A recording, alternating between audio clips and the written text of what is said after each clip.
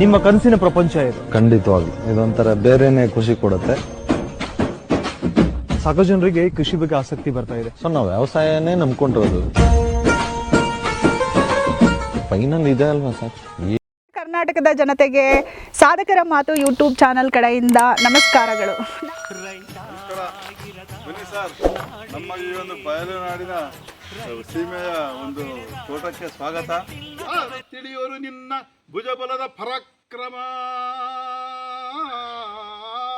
2 ಸಲ ಡಾಕ್ಟರೇಟ್ ಪಡೆದಿದ್ದಾರೆ, ಒಂದು ಹೊರದೇಶದಲ್ಲಿ ಮತ್ತೆ ಇನ್ನೊಂದು ನಮ್ಮಲ್ಲಿ. ನಮ್ಮ ರೈತರು ಇಷ್ಟು ಅಡ್ವಾನ್ಸ್ ಆಗ್ಬಿಟ್ರಾ ಅಥವಾ ಇಷ್ಟು ಎತ್ತರಕ್ಕೆ ಬೆಳೆದು ಬಿಟ್ರಾ? ನಿಜವಾಗ್ಲೂ ಇದು ಖುಷಿ ಪಡೋ ವಿಚಾರ ಅಲ್ವಾ? ಸುಮಾರು 15 ತಳಿ ಇದಾವೆ. ಮಲ್ಲಿಕಾ, ರಸ್ಪುರಿ, ಬಾದಾಮಿ, ಆಲ್ಫಾ, ಸಿಂಧೂರ, ಉದಯಾರ್ಕ, ದಯಾನಂದ್ ಮ್ಯಾಂಗೋ, ಬೇನಿಶಾ. ನಂದು ಸಮಗ್ರ ಸಾವಯವ ಕೃಷಿ ಇದು. ಸಾವಯವ ಅನ್ನೋದಕ್ಕಿಂತ ನಂದು ನ್ಯಾಚುರಲ್ ಫಾರ್ಮಿಂಗ್ ಇದು. ಹೌದು, ಗ್ಲೂಕೋಸಿನ್ ಬಾಟ್ಲಿ ತಗೊಂಡು ನಾನು ಯಾಕೆ ಗಿಡಕ್ಕೆ ಬೆಳೆಸಬಾರ್ದು ಅನ್ನೋದು ಯೋಚನೆ ಬಂದ್ಬಿಡ್ತು. ಕರೆಕ್ಟ್. ಸಮಸ್ತ ಕರ್ನಾಟಕದ ಜನತೆಗೆ ಸಾಧಕರ ಮಾತು ಯೂಟ್ಯೂಬ್ ಚಾನಲ್ ಕಡೆಯಿಂದ ನಮಸ್ಕಾರಗಳು. ನಾನು ನಿಮ್ಮ ಅಶ್ವಿನಿ ಗೌಡ. ಏನಿವತ್ತು ಸ್ಪೆಕ್ಟೆಲ್ಲ ಹಾಕ್ಕೊಂಡಿದ್ದೀನಿ ಅಂತ ನೋಡ್ತಾ ಇದ್ದೀರಾ?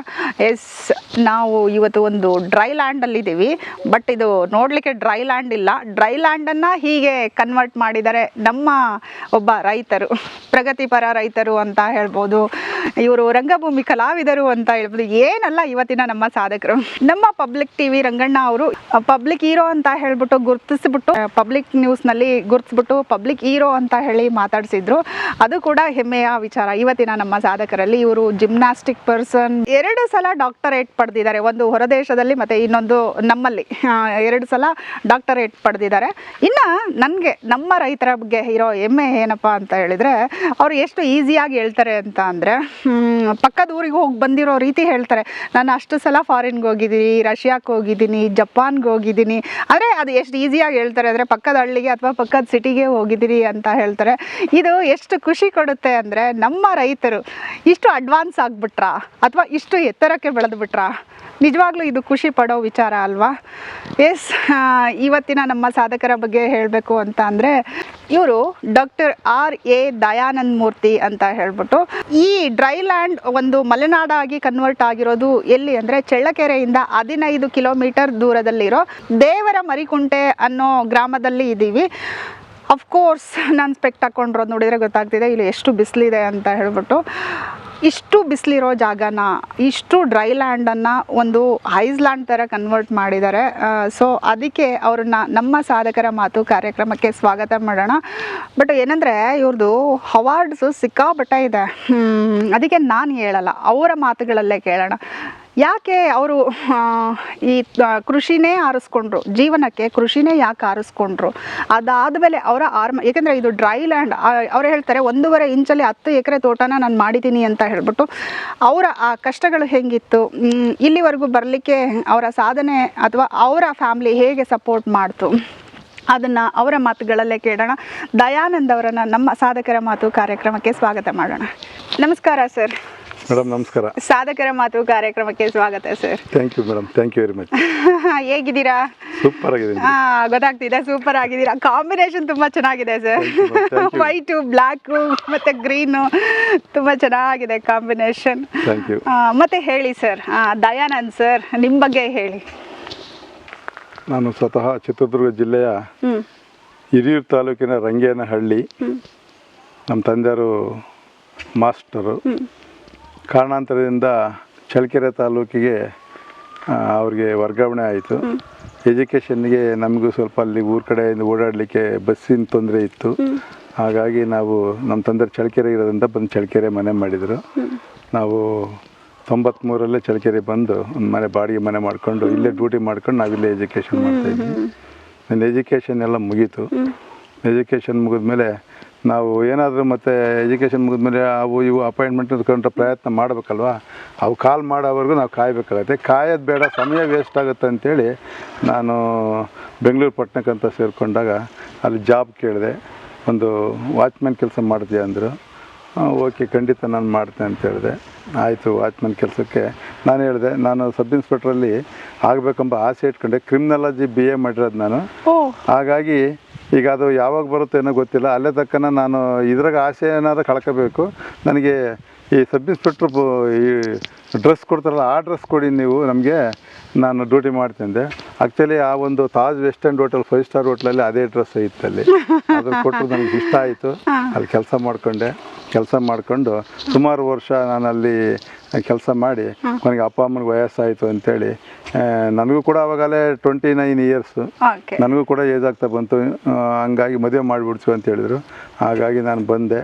ಅಪ್ಪ ಅಮ್ಮ ನೋಡಿದ ಒಂದು ಕನ್ಯೆಯನ್ನು ಮದುವೆ ಮಾಡ್ಕೊಂಡು ಸರಿ ಎಲ್ಲರಿಗೂ ಸುಮ್ಮನೆ ಇರಬಾರ್ದಂತ ಮತ್ತೆ ನಾನು ಪಟ್ಟಣಕ್ಕೆ ಸೇರ್ಕೊಂಡು ಅಲ್ಲಿ ಕೆಲಸ ಮಾಡ್ಕೊಂಡು ತಂದೆ ತಾಯಿ ಸ್ವಲ್ಪ ಆರೋಗ್ಯ ಏರುಪೇರಾಗಿತ್ತು ಅಂದಾಗ ನಾನು ಕೆಲಸ ಬಿಟ್ಟು ಬಂದು ತಂದೆ ತಾಯಿನ ನೋಡಿಕೊಂಡೆ. ಆವಾಗ ಮದುವೆನೂ ಮಾಡಿಕೊಂಡೆ. ಅದಾದ ನಂತರ ಸ್ವಲ್ಪ ಜೀವನ ಪರಿಸ್ಥಿತಿ ಬಿಟ್ಟು ಹೋಗೋಕ್ಕಾಗ್ತಿಲ್ಲ. ಸರಿ ಬಿಡು ಅಂಥೇಳಿ ನಾನು ಕೆಲವಾರು ವ್ಯಕ್ತಿಗಳ ಮುಖಾಂತರವಾಗಿ ಪರಿಚಯ ಆಗಿ 5 ಸ್ಟಾರ್ ಹೋಟೆಲಲ್ಲೇ ಪರಿಚಯ ಆಗಿದ್ದೆ. ಅವ್ರು ರಾಜಕಾರಣಕ್ಕೆ ಸೇರ್ಪಡೆ ಮಾಡ್ಕೊಂಡ್ರು. ಸ್ವಲ್ಪ ವರ್ಷ ರಾಜಕಾರಣ ಮಾಡಿದೆ. ನನಗೆ ಯಾಕೆ ಅದು ಒಗ್ಗಿ ಬರಲಿಲ್ಲ. ಆಯ್ತು ಬಿಡು ಅಂಥೇಳಿ ನಾನು ಅದು ಕೈ ಬಿಟ್ಟು ಏನು ಮಾಡಬೇಕು ಅಂಥೇಳಿ ಕೊನೆಗೆ ಕೃಷಿ ಜಮೀನಿತ್ತು. ಕೃಷಿ ಜಮೀನಲ್ಲಿ ಒಂದು ಬೋರ್ ಹಾಕ್ಸ್ಕೊಂಡಾಗ ನನಗೆ 1.5 ಇಂಚು ನೀರು ಬಂತು. ಆ ನೀರಲ್ಲಿ ಎಷ್ಟು ಎಕರೆ ಇದೆ ಸರ್ ಇದು? ಮೇಡಮ್ ಇದೆಲ್ಲ 10 ಎಕರೆ ಜಮೀನಿದೆ. 1.5 ಇಂಚು ನೀರು ಬಿತ್ತು. ಆ ನೀರಲ್ಲಿ 1.5 ಇಂಚು ನೀರು? ಹೌದು, 1.5 ಇಂಚು ನೀರು ಬಿತ್ತು. ಆ ನೀರಲ್ಲೇ ನಾನು ಸ್ವಲ್ಪ ಸೌತೆಕಾಯಿ, ಮೆಕ್ಕೆಜೋಳ ಅದನ್ನೆಲ್ಲ ಬೆಳ್ಕೊಂಡು, ಮತ್ತು ಸೂರ್ಯಕಾಂತಿ ಬೆಳ್ಕೊಂಡೆ, ಆಮೇಲೆ ಕಡಲೆಕಾಯಿ ಬೆಳ್ಕೊಂಡೆ. ಅದಾದ ನಂತರ ನಾನು ಸ್ವಲ್ಪ ಈ ಆ ಕಡೆ ಈ ಕಡೆ ಸ್ವಲ್ಪ ದೊಡ್ಡ ಹೊಲ ಜಮೀನುಗಳಲ್ಲಿ ಸ್ವಲ್ಪ ಕಣ್ಣಾಡಿಸ್ದೆ. ನಾನು ತೆಂಗು ಹಾಕಬೇಕು, ನಾನು ಮಾವು ಹಾಕ್ಬೇಕೆಂಬ ಆಸೆ ಬಂತು. ಕೃಷಿ ಇಲಾಖೆಗೆ ಸಂಪರ್ಕ ಮಾಡಿದೆ, ಆರ್ಟಿಕಲ್ ಇಲಾಖೆ ಸಂಪರ್ಕ ಮಾಡಿದೆ. ಆವಾಗ ಅಲ್ಪ ಸ್ವಲ್ಪ ತಂದು ನಾನು ಗಿಡಗಳನ್ನು ನಾನು ಬೆಳೆಸಿದೆ. ಹಂತವಾಗಿ ನಮ್ಮದು ತೋಟ ಒಂದಿಟ್ಟು ಇಂಪ್ರೂವ್ಮೆಂಟ್ ಆಯಿತು. ಆವಾಗ ನಾನು ರಾಜಕಾರಣದಿಂದ ಹೊರಗಡೆ ಬಂದು ಇದು ಮಾಡೋದ್ರಿಂದ ನಮ್ಮ ಸ್ನೇಹಿತರು ಕೇಳೋರು, ಎಲ್ಲಿ ಹೋಗ್ತೀಯ ನೀವು ದಿನ ಹೋಗ್ತೀರಿ ಅಂತ. ನಾನು ಹೊಲಕ್ಕೆ ಹೋಗ್ತಾಯಿದ್ದೀನಿ, ತೋಟಕ್ಕೆ ಹೋಗ್ತಾಯಿದ್ದೀನಿ ಅಂತ ಹೇಳಿದಾಗ ಆವಾಗ ಒಂದ್ಸತಿ ಪತ್ರಿಕೆಯರು ಕೂಡ ನಾನು ಕೂಡ ಬರ್ತೀನಿ ನಿಮ್ಮ ತೋಟಕ್ಕೆ ಅಂದರು. ಬನ್ನಿ ಅಂತ ವೆಲ್ಕಮ್ ಮಾಡಿದೆ. ಬಂದರು, ನೋಡಿದರು. ಭಾಳ ಅತಿ ಶೀಘ್ರದಲ್ಲಿ ಹೆಂಗೆ ಮಾಡೋಕ್ಕೆ ಸಾಧ್ಯ ಅನ್ನೋರ್ಗೆ ಆಶ್ಚರ್ಯ. ನಮ್ಮ ಜೊತೆಗಿದ್ದೆ ನೀವು ಅಲ್ಲೆಲ್ಲ ಓಡಾಡ್ಕೊಂಡು ಹೆಂಗೆ ಇಲ್ಲ ಅಂತ. ಅದು ಶ್ರಮಪಟ್ಟರೆ ಆಗುತ್ತಪ್ಪ ಅಂತಂದು ಹೇಳಿದಾಗ ಭಾಳ ಸಂತೋಷ ಆಯ್ತು ಅಂತ. ಎಷ್ಟಿದೆ ಸರ್ ಮಾವಿನ ಮರಗಳು? ಮಾವಿನ ಮರ 180 ಮಾವಿನ ಮರ ಇದ್ದಾವೆ. ಅದರಲ್ಲಿ ಸುಮಾರು 15 ತಳಿ ಇದ್ದಾವೆ. ಮಲ್ಲಿಕಾ, ರಸ್ಪುರಿ, ಬಾದಾಮಿ, ಆಲ್ಫಾ, ಸಿಂಧೂರ, ಉದಯಾರ್ಕ, ದಯಾನಂದ್ ಮ್ಯಾಂಗೋ, ಬೇನಿಶಾ, ಈ ರೀತಿ ಸುಮಾರು 15 ತಳಿ ಮ್ಯಾಂಗೋ ಇದ್ದಾವೆ. ಹಂಗೆ ತಳಿ ತಗೊಂಡ್ರು ಸಾಕಷ್ಟು ಇದ್ದಾವೆ. ಈಗ ನೇರಳೆ ಹಾಕ್ಬೇಕಂತಂದ್ರು ನಾನು ಸುಮಾರು ಒಂದು 75 ನೇರಳೆ ಮರಗಳು ಕೂಡ ಹಾಕೊಂಡಿದ್ದೀನಿ ನಾನೀಗ. ಅದರಲ್ಲಿ ಧೂಪ್ತಾಳಿದೆ, ಬೆಂಗುರುಳಿದೆ, ಒಡಿಶಾ ಇದೆ. ಈ ರೀತಿ ತಳಿಗಳನ್ನು ನಾನು ಹಾಕೊಂಡಿದ್ದೀನಿ. ಆಮೇಲಿಂದ ಇದಕ್ಕಿಂತ ಮುಂಚೆ 2 ಎಕರೆಗೆ ಇದ್ರ ಮಾವಿನ ಮಧ್ಯೆ ಕೂಡ ದಾಳಿಂಬೆ ಇತ್ತು. ಈ ಪಕ್ಕದ ದಾಳಿಂಬೆ ಗಿಡ ಕಾಣ್ತಾ ಇದ್ದಾವೆ. ದಾಳಿಂಬೆಯಲ್ಲಿ ಒಂದು 8 ವರ್ಷ ದುಡ್ಕೊಂಡೆ. ಮಾವಿನ ಮರ ದೊಡ್ಡದಾದಾಗ ಗಾಳಿ ಬೆಳಕು ಬೇಕು. ಮೇನ್ ಇಂಪಾರ್ಟೆಂಟು ರೈತರು ಕೆಲವಾರು ವಿಚಾರದಲ್ಲಿ ಗಾಳಿ ಬೆಳಕಿಗೆ ಜಾಸ್ತಿ ನಾವು ಒತ್ತು ಕೊಡಬೇಕಾಗುತ್ತೆ. ನಾವು ಸುಮ್ಮನೆ ಬೆಳಕಂಗೆ ಕೂತ್ಕೊಂಡ್ರೆ ಗಾಳಿ ಇಲ್ಲ ಬೆಳಕಿಲ್ಲ ಅಂತಂದಾಗ ಗಿಡ ಮರಗಳು ಇಂಪ್ರೂವ್ಮೆಂಟ್ ಆಗೋದು ಕಷ್ಟ, ಇಳುವರಿ ಬರೋದು ಕಷ್ಟ. ಹಾಗಾಗಿ ದಾಳಿಂಬೆನ ತೆಗೆದಾಗ ಈಗ ಮರ ಏರಳವಾಗಿ 10 ರಿಂದ 12 ವರ್ಷದ ಮಾವಿನ ಮರಗಳಿದ್ದಾವೆ. ಹಾಗಾಗಿ ಆ ರೀತಿ ಇದು ಮಾಡ್ಕೊಂಡೆ ದಾಳಿಂಬೆ ಬೆಳ್ಕೊಂಡೆ. ದಾಳಿಂಬೆ ಆದಮೇಲೆ ಸೀಬೆ ಹಾಕಿದ್ದೀನಿ. ಈಗ ಸುಮಾರು 75 ಗಿಡಗಳು ನನ್ನ ಹತ್ರ. ನಿಂಬು ಇದ್ದಾವೆ, ಒಳ್ಳೆ ನಿಂಬು ಬಾಲಾಜಿ ತಳಿ ಅಂತ ಹೇಳ್ಬಿಟ್ಟು. ಅದು ಡೈಲಿ ವ್ಯಾಪಾರ ನಂದು. ಡೈಲಿ ಬೆಳಗಿನ ಸಂಜೆವರೆಗೆ ಕೆಲಸ ಮಾಡೋದು. ಸಂಜೆ ಆದಮೇಲೆ ಅದನ್ನ ತಗೊಂಡು ಆನ್ ದ ವೇ ಹೋಗ್ತಾ ಅಂಗಡಿಗೂ ಮನೆಗೂ ಡಾಬಾ ಹೋಟೆಲ್ಗಳಿಗೆಲ್ಲ ಪರಿಚಯ ಮಾಡ್ಕೊಂಡು ಅದನ್ನು ಕೊಡ್ತಕ್ಕಂಥದ್ದು. ಆ ರೀತಿ ಮಾಡ್ಕೊಂಡ್ರೆ ಒಳ್ಳೆ ಆದಾಯ, ನನಗೆ ಖರ್ಚು ಅದೆಲ್ಲ ಸಾಕಷ್ಟು ನನಗೆ ಅನುಕೂಲ ಆಯಿತು. ಅದೇ ರೀತಿ ತೆಂಗಿನಕಾಯಿ ವ್ಯಾಪಾರ, ಕೊಬ್ಬರಿ ವ್ಯಾಪಾರ. ತೆಂಗಿನ ಮರಗಳು ಎಷ್ಟಿದೆ ಸರ್? ತೆಂಗಿನ ಮರ 300 ತೆಂಗಿನ ಮರಗಳಿದ್ದಾವೆ ಸುತ್ತ ಬಾರ್ಡ್ರಲ್ಲಿ. ನಂದು ಸಮಗ್ರ ಸಾವಯವ ಕೃಷಿ ಇದು. ಸಾವಯವ ಅನ್ನೋದಕ್ಕಿಂತ ನಂದು ನ್ಯಾಚುರಲ್ ಫಾರ್ಮಿಂಗ್ ಇದು. ಬಟ್ ಇಲ್ಲಿ ಕೆಲವರಿಗೆ ನ್ಯಾಚುರಲ್ ಅಂತಕ್ಕಂಥದ್ದು ಹೇಳಿದ್ರೆ ಏನಂತದ್ದು ಇಂಟ್ರೆಸ್ಟ್ ತಗೊಳ್ಳಲ್ಲ. ಸಾವಯವ ಅಂದ್ಬಿಟ್ಟು ಸಾವಯವ ನೈಸರ್ಗಿಕ ಕೃಷಿ ಯಾರಿಗೂ ಬೇಡ, ಅದು ಯಾರಿಗೂ ಅಷ್ಟೊಂದು ಕೇಳಕ್ಕೆ, ಅದು ಹೇಳಕ್ಕೆ ಚಂದ, ಅಷ್ಟೊಂದು ಕೇಳೋರಿಗೆ ಏನೋ ಇದಾಗೋದಿಲ್ಲ. ಹಾಗಾಗಿ ನಮ್ದು ಸಾವಯವ ಅಂತಲೇ ಹೇಳ್ಕೊಂಥದ್ದು. ನೋಡಿ ಬೆಡ್ ಡೋರ್ಮ್ ನೋಡಿದ್ರಿ, ಆ ಕಡೆ ಬಯೋಡೈಜೆಸ್ಟ್ ನೋಡಿದ್ರಿ, ಈಗ ನಮ್ಮಲ್ಲಿ ಕುದುರೆ ನೋಡಿದ್ರಿ ನೀವು, ಆ ಕಡೆ ನಾಟಿ ಎಮ್ಮೆ ನೋಡಿದ್ರಿ, ನಾಟಿ ಹಸುಗಳು ನೋಡಿದ್ರಿ. ನಮ್ಮಲ್ಲಿ ಸುತ್ತಮುತ್ತ ಸುಮಾರು 100 ಕೋಳಿ ಜಾತಿ ನೋಡಿದ್ರಿ. ಆ ಟರ್ಕಿ ಕೋಳಿ, ಬಾತುಕೋಳಿ, ಪೆಡ್ಸೆ ಕೋಳಿ ಅವನ್ನೆಲ್ಲ ನೋಡಿದ್ರಿ. ನೋಡಿ ಮುಂದ್ಗಡೆ ಪಕ್ಕದಲ್ಲಿ ನೋಡಿ ಅಲ್ಲಿ ಪೆಟ್ಟಿಗೆ ಕಾಣ್ತಾ ಇದ್ದಾವೆ, ಜೇನು ಕೃಷಿ ಕೂಡ ನೋಡಿದ್ವಿ. ಹೀಗಾಗಿ ನ್ಯಾಚುರಲ್ ಅಲ್ಲೇ ನಮಗೆ ಯಾವುದೇ ಖರ್ಚು ಕಮ್ಮಿ, ಜೀರೋ ಕಲ್ಟಿವೇಶನ್ ನಮ್ಮದು. ಆ್ಯಕ್ಚುಲಿ ಸುಭಾಷ್ ಪಾಳೇಕರ್ ಹೆಸರು ನೀವು ಕೇಳಿರ್ಬೋದು. ಆ್ಯಕ್ಚುಲಿ ಅವರು ಮಹಾರಾಷ್ಟ್ರದ ರಸ ಋಷಿ ಅಂತಕ್ಕಂಥ ಇವರು. ಅವರು ಸುಮ್ಮನೆ ನಮ್ಮನ್ನೊಂದ್ಸತಿ ಕರೆಸಿ ತರಬೇತಿ ಕೂಡ ನಮಗೆ ಅವ್ರು ಕೊಟ್ಟಿದ್ರು. ಆ ರೀತಿಯಲ್ಲಿ ನಾವು 10 ರೂಪಾಯಿ ಖರ್ಚಿಲ್ಲ ಇಲ್ಲಿ.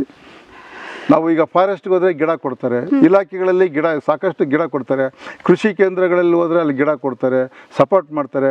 ಈಗ ಎಕ್ಸಾಂಪಲ್ KVK, ಬಬ್ಬೂರು, ಶಿವಮೊಗ್ಗ ಈ ಕಡೆ ಎಲ್ಲ ಹೋದಾಗ ಅವರು ಫುಲ್ಲು ಸಪೋರ್ಟ್ ಮಾಡ್ತಾರೆ. ನಾವು ಅಲ್ಲೆಲ್ಲ ಕಾಂಟ್ಯಾಕ್ಟ್ ತಗೊಂಡಾಗ ನಮಗೆ ಹೆಚ್ಚಿನ ಪ್ರೋತ್ಸಾಹ ಸಿಕ್ತು. ವಿಜ್ಞಾನಿಗಳಿಂದ, ಕೃಷಿ ಅಧಿಕಾರಿಗಳಿಂದ ಸಾಕಷ್ಟು ಪ್ರೋತ್ಸಾಹ ಇತ್ತು. ಆ ಪ್ರೋತ್ಸಾಹ ಅದೇನೇ ನಾವು ಹುಮ್ಮಸ್ಸಿಂದ ನಾವು ಇದನ್ನೆಲ್ಲ ಮಾಡೋಕ್ಕೆ ಸಾಧ್ಯ ಆಯಿತು. ಸರ್, ನೀವು ನನಗೆ 1.5 ಇಂಚು ನೀರಿದೆ ಅಂತ ಹೇಳಿದ್ರಿ. ನೀವು 10 ಎಕರೆನ ಹೆಂಗ್ ಮೇಂಟೈನ್ ಮಾಡ್ತೀರಾ ಸರ್? ಅದು ಫಸ್ಟ್ ಹೇಳಿ.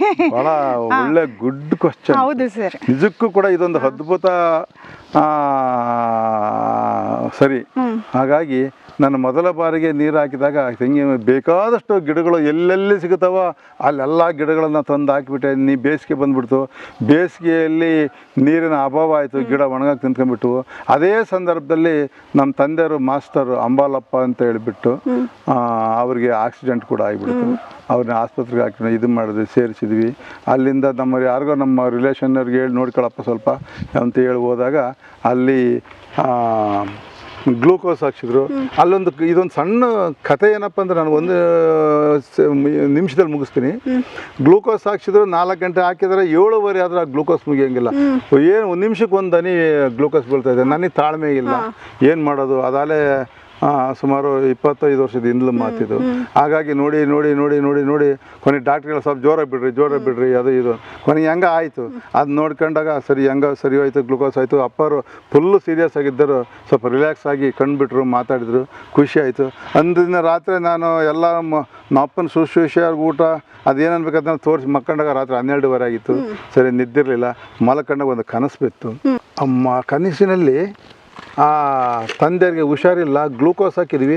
ಏನು ಹಿಂಗೆ ಇಷ್ಟೊಂದು ಗ್ಲೂಕೋಸ್ ಹೋದ್ರೆ ಹಿಂಗೆ ಯಾರಿಗೆ ತಾಳ್ಮೆ ಇರ್ತೈತೆ? ಇಷ್ಟೊಂದು ಏನು ಬೆಳಗಿಂದ ಮಧ್ಯಾಹ್ನದಿಂದ ಹಿಡಿದು 4:15 ಹಿಡಿದು ಸಾಯಂಕಾಲ 7:30 8 ಗಂಟೆವರೆಗೆ ಇದು ಹೋಯ್ತಲ್ಲಪ್ಪ ಅನ್ನೋ ಲೆಕ್ಕಾಚಾರದಾಗ ಹಂಗೆ ಯೋಚನೆ ಮಾಡಿದಾಗ ನನಗೆ ತೋಟ ಜ್ಞಾಪಕ ಬಂದಾಗ, ಹೌದು ಗ್ಲೂಕೋಸಿನ ಬಾಟ್ಲಿ ತಗೊಂಡು ನಾನು ಯಾಕೆ ಗಿಡಕ್ಕೆ ಬೆಳೆಸಬಾರ್ದು ಅನ್ನೋದು ಯೋಚನೆ ಬಂದ್ಬಿಡ್ತು. ತಕ್ಷಣಕ್ಕೆ ನನಗೆ ಹಂಗೆ ಗಾಬರಿ ಆಗಿಬಿಡ್ತು. ಹೌದಲ್ವಾ ಈಗಲೇ ಹೋಗ್ಬಿಡೋಣ, ಈಗಲೇ ಎದ್ದು ಹೋಗ್ಬಿಡೋಣ ಅನ್ನೋವರೆಗೂ ನನಗೆ ಆತರ ಆಯಿತು.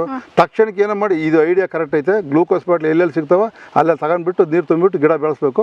ಗಿಡ ಎಲ್ಲ ಬೇಸಿಗೆ ಬೇರೆ ಒಣಗ್ತೈತೆ ಅಂತ ಹೇಳ್ಬಿಟ್ಟು ಆವಾಗ ಆ ಟೆನ್ಷನ್ನಾಗೆ ನಿದ್ದೆಯಿಂದ ಎಚ್ಚೆತ್ಕೊಂಡ್ಬಿಟ್ಟೆ. ಕನಸು ಹೊರಟೋಗ್ಬಿಡ್ತು.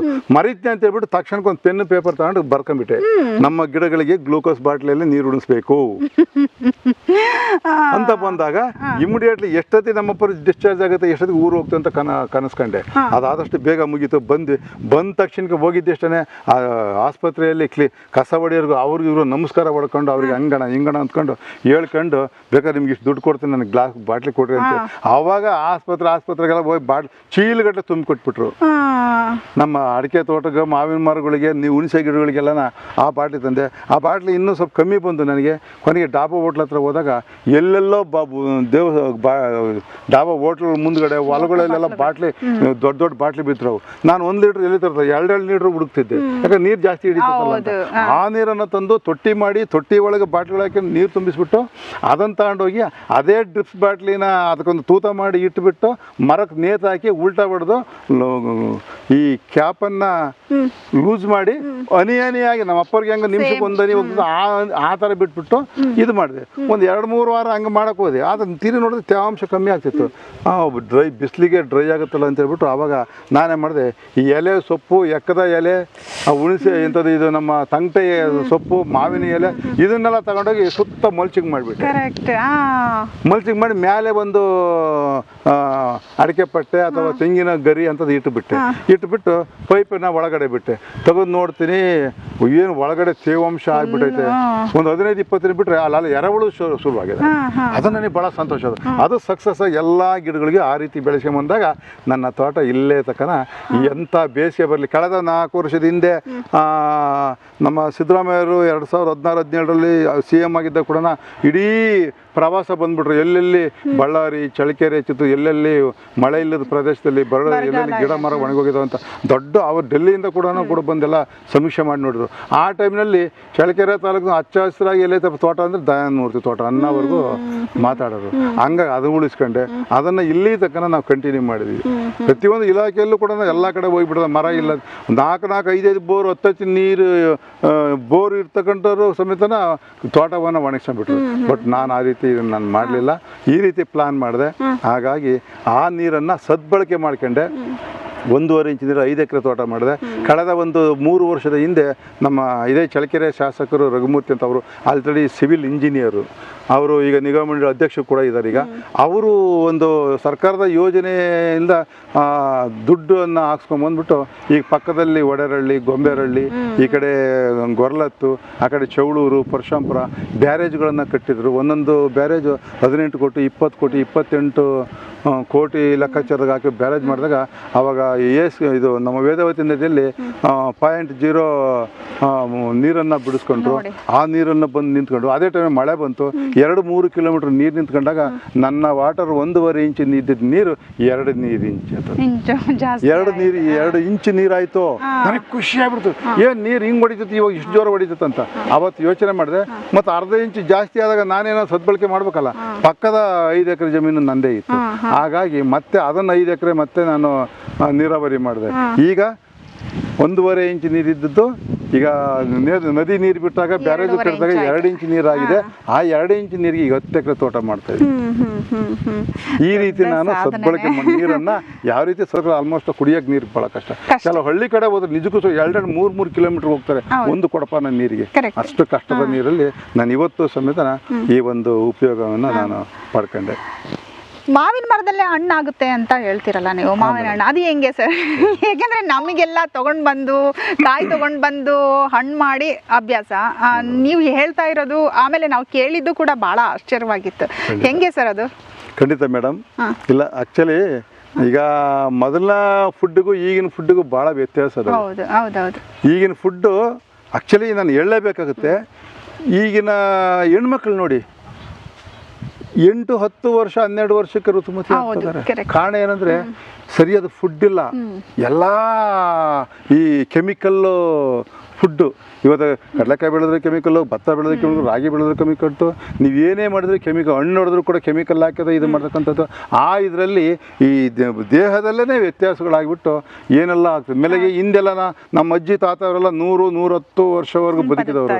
ಈಗೆಲ್ಲ 50 ವರ್ಷಕ್ಕೇ ಇದು. ಯಾಕಂದರೆ ಆ ಒಂದು ಪರಿಸ್ಥಿತಿ ಈಗಿಲ್ಲ. ಆಗಿನ ಪರಿಸರನೂ ಈಗಿಲ್ಲ. ಈಗೆಲ್ಲ ಕಾಂಕ್ರೀಟ್ ಭೂಮಿ ಆಗಿಬಿಟ್ಟೈತೆ. ಗಿಡ ಮರಗಳು ಎಲ್ಲಿ ಇಲ್ಲ. ಈಗೆಲ್ಲ ದುಡ್ಡಿನಾಶಕ್ಕೋಸ್ಕರ ಜಮೀನುಗಳೆಲ್ಲ ಮಾರ್ಕೊಂತ ಇದ್ದಾರೆ. ಎಲ್ಲಿ ನೋಡಿದ್ರು ಕಾಂಕ್ರೀಟು, ಸೋಲಾರು, ಏನು ನೋಡಿದ್ರೆ ಏನೂ ಉಳಿಸಿಲ್ಲ ಈಗ. ಹಂಗಾಗಿಬಿಟ್ಟು ಇನ್ನು ಹೆಂಗೆ ನಮಗೆ ಮಳೆ ಬಾ ಅಂದರೆ ಹೆಂಗೆ ಬರ್ತೈತೆ. ಹಂಗಾಗಿ ರೈತರಿಗೆ ತುಂಬ ಕಷ್ಟ ಆಗೋಗ್ಬಿಡ್ತು. ಭೂಮಿಯಲ್ಲಿ ನೀರಿಲ್ದಂಗೆ ಆಗಿಬಿಡ್ತು. ಹಾಗಾಗಿ ಭಾಳ ಒಂದು ವಿಷಮ ಪರಿಸ್ಥಿತಿಯನ್ನು ನಾವು ಎದುರಿಸ್ಬೇಕು ಬಂತು. ಹಾಗಾಗಿ ಎಲ್ಲ ಒಂದು ಕಡೆಗೆ ಇಲ್ಲ, ಏನನ್ನ ಮಾಡಿಬಿಟ್ಟು ನ್ಯಾಚುರಲ್ಲಾಗೆ ನಾವು ಬೆಳಿಬೇಕು, ನ್ಯಾಚುರಲ್ಲಾಗೆ ಮಾಡಬೇಕು ಅಂತ ಹೇಳ್ಬಿಟ್ಟು ಆವಾಗ ನಾನು ಪ್ರಾಣಿ ಪಕ್ಷಿಗಳು ಪ್ರಿಯ. ನಾನು ಭಾಳ ಪ್ರಾಣಿ ಪಕ್ಷಿಗಳು ಪ್ರಿಯ ನನಗೆ. ಹಾಗಾಗಿ ಅವನ್ನೆಲ್ಲ ಸಾಕೊಂಡೆ. ಮತ್ತು ಇದಕ್ಕೆ ನಾನು ಕೆಮಿಕಲ್ ಹೊಡೆಯೋದು ಬೇಡ. ಫಸ್ಟು ಹಣ್ಣು ಬಂತು.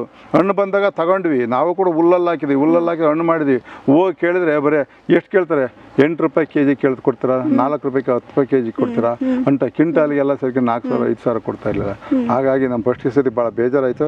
2ನೇ ವರ್ಷ ಬಂದಾಗ ನಾನೇ ಹೋಗಿ ಮನೆಗೆ ಕೊಡೋಕೆ ನಿಂತ್ಕೊಂಡೆ. ಇವತ್ತು ಇಡೀ 180 ಮರಕ್ಕೆ 15-18 ಸಾವಿರ ರೂಪಾಯಿ ಮೇಲೆ ಯಾರೂ ಕೊಡ್ತಾ ಇಲ್ಲ. ನಾವು ತಗೊಂಡ್ರೆ 2.5-3 ಲಕ್ಷ ದುಡ್ಡು ಆಗ್ತದೆ. ಬರೋ ಒಂದು ತಿಂಗಳಿಗೆ ಖಾಲಿ ಆಗ್ತೈತೆ. ಅದನ್ನೆಲ್ಲ ಯೋಚನೆ ಮಾಡಿದಾಗ ಇಲ್ಲ, ನಾನು ಇನ್ನೂ ಒಂದು ಸ್ವಲ್ಪ ಮುಂದುವರೆದು ಮರಗಳಲ್ಲೇ ಹಣ್ಣು ಮಾಡೋಣ. ಪ್ರಾಣಿ ಪಕ್ಷಿಗಳನ್ನು ನಾನು ನೋಡ್ತಾ ಇದ್ದೆ. ಒಂದು ಹಣ್ಣಾಗೈತೆ ಅಂತಂದರೆ ಒಬ್ಬ ರೈತ ಏನು ಮಾಡ್ತಾನೆ, ಅದು ಕೂಲಿ ಇಟ್ಟು ಅದನ್ನು ಓಡಿಸ್ತಾರೆ, ಇಲ್ಲ ಶಬ್ದ ಮಾಡ್ತಾರೆ, ಪಟಾಕಿ ಇಡ್ತಾರೆ, ಏನೆಲ್ಲ ಮಾಡ್ತಾರೆ. ಬಟ್ ಅವು ಬದುಕಬೇಕಾ ಬೇಡ. ಹಾಗಾಗಿ ಅದನ್ನೇ ನಾನು ಥಿಂಕ್ ಮಾಡಿದಾಗ ನನ್ನ ತೋಟದಲ್ಲಿ ಏನು ಮಾಡಿದೆ, ಪ್ರಾಣಿ ಪಕ್ಷಿಗಳು ಎಲ್ಲವೂ ತಿನ್ನಲಿ, ಎಲ್ಲ ಹೆಚ್ಚಾಗಲಿ. ಯಾಕೆಂದರೆ ಪ್ರಾಣಿ ಪಕ್ಷಿ ಜಾಸ್ತಿ ಆದಾಗ ಏನಾಗ್ತಂದರೆ ಹಣ್ಣು ಬಂತು, ರೋಗ ಬಂತು ಅಂದರೆ ಕೆಮಿಕಲ್ ಹೊಡಿಬೇಕು, ಹುಳ ಬಿತ್ತು ಅಂದರೆ ಕೆಮಿಕಲ್ ಹೊಡಿಬೇಕು. ಆದರೆ ಹಕ್ಕಿ ಪಕ್ಷಿಗಳು ಹುಳಗಳನ್ನು ತಿಂತವೆ. ಅದ್ರಿರ್ತಕ್ಕಂಥ ಯಾವುದೇ ಡಿಸೀಸ್ ಬರೋದಿಲ್ಲ. ಹಾಗಾಗಿ ನನಗೆ ರೋಗ ಬೀಳಲ್ಲ. ನೋಡಿ ಇಷ್ಟು ಮರ ಇದುಗಳಿದಾವೆ, ನೀವೆಲ್ಲನ ನೋಡ್ಕೊಂಬರ್ರಿ, ಯಾವುದರಲ್ಲಿ ಒಂದು ರೋಗ ಇಲ್ಲ, ಒಂದು ಎಲೆ ಇದಿಲ್ಲ, ಒಂದು ಸಣ್ಣ ತುಂಬಾ ದಷ್ಟಪುಷ್ಟವಾಗಿದ್ದಾವೆ ಸಣ್ಣ ಕೀಟ ಸಮೇತ ಇಲ್ಲ. ಹಾಗಾಗಿ ನನಗೆ ಇದೊಂದು ಬೆನಿಫಿಟ್ ಅಂದ್ಕೊಂಡು ಅವು ಚೆನ್ನಾಗಿ ತಿಂತವೆ, ಅಲ್ಲೇ ಇಕ್ಕಿ ಆಗ್ತವೆ. ಒಂದು ಮರದಲ್ಲಿ 100 ಮಾವಿನ ಹಣ್ಣು ತೊಗೊಳ್ರಿ, ನನಗೆ ಸಿಗ್ತಕ್ಕಂಥದ್ರಲ್ಲಿ 30 ರಿಂದ 40 ಹಣ್ಣು ಮಾತ್ರ, ಇನ್ನು 60 ಹಣ್ಣು ಅವು ತಿನ್ನಲಿ ಬಿಡಿ, ಅದು ನನಗೇನು ಲಾಸ್ ಆಗೋದಿಲ್ಲ. ಯಾಕಂದ್ರೆ ನಂದು ಇಲ್ಲಿ ಅವೇ ಗೊಬ್ಬರ ಆಗ್ತವೆ, ಅವೇ ನ್ಯಾಚುರಲ್ ಆಗಿರೋದು, ನಾನು ಯಾವುದೇ ಮೇಂಟೆನೆನ್ಸ್ ಇಲ್ಲ. ಕೆಳಗಡೆ ಎಲ್ಲ ಹುಲ್ಲು ಸ್ವಲ್ಪ ಕಿತ್ಕೊಂಡಾಗ ಅವುಗಳ ಚೆನ್ನಾಗಿ ನೀರೊಂದು ಏನು ಒಂದು ವಾರಕ್ಕೆ ಒಂದು ಸಪ್ಪೆ ಒಂದು ಅರ್ಧ ಗಂಟೆ ಕೊಟ್ಟರೆ ಸಾಕು, ಮಾವಿನ ಮರಕ್ಕೆ ನೀರು ಕಮ್ಮಿ. ಹಾಗಾಗಿ ಈ ಬೇಸಿಗೆಯಲ್ಲಿ ಮಾತ್ರ ಆ ರೀತಿ ನಾನು ಮೇಂಟೈನ್ ಮಾಡೋದ್ರಿಂದ ಆ ಮಾವಿನ ಮರದಲ್ಲಿ ಎಲ್ಲರಿಗೂ 3 ತಿಂಗಳು 3.5 ತಿಂಗಳೊಳಗೆ ಹಾರ್ವೆಸ್ಟ್ ಆಗಬೇಕು. ನನ್ನ ಮಾವಿಗೆ 4 ತಿಂಗಳು ಬೇಕು. ಯಾಕೆಂದರೆ ಮರದಲ್ಲೇ ಹಣ್ಣಾಗೋರು ಬಿಡ್ತೀನಿ, ಚೆನ್ನಾಗಿ ಹಣ್ಣಾಗಿ ಅವು ಕೆಳಗಡೆ ಉದುರಬೇಕು. ಆ ರೀತಿ ನಾನು ಬಿಟ್ಟಾಗ ನಾನು ಡೈರೆಕ್ಟ್ ಮರದಾಗ ಹಣ್ಣು ನೋಡಿ ಅಂತ ಹೇಳಿದಾಗ ಎಲ್ಲ ಗ್ರಾಹಕರು ನಂಬಿದರು. ಎಷ್ಟೋ ಗ್ರಾಹಕರು ಪರೀಕ್ಷೆ ಮಾಡೋಕ್ಕೆ ಬಂದುಬಿಟ್ಟು 10 kg ತಗೊಳ್ಳೋ ಗ್ರಾಹಕ 1 ಕ್ವಿಂಟಲ್ಲು ಇವರೇ ಬಿಡಿಸ್ಕೊಂಡು ಹೋಗಿ ಹಣ್ಣನ್ನು ತಿಂದರು. ಹಾಗಾಗಿ ನಂದು ಯಾವುದೇ ಬಂದರೂ ಸಮೇತ ಮರದಾಗೆ ಮಾವಿನ ಹಣ್ಣು ಮರದಾಗ ತಿಳ್ಕೊಂಡು ಡೈರೆಕ್ಟಾಗಿ ಆನ್ಲೈನ್ ಬುಕ್ಕಿಂಗ್ ಥರ ಇಡೀ ರಾಜ್ಯಾದ್ಯಂತ ಹಣ್ಣನ್ನು ನಾನು ಅದೇ ಕೇಳ್ತಾ ಇದ್ದೆ.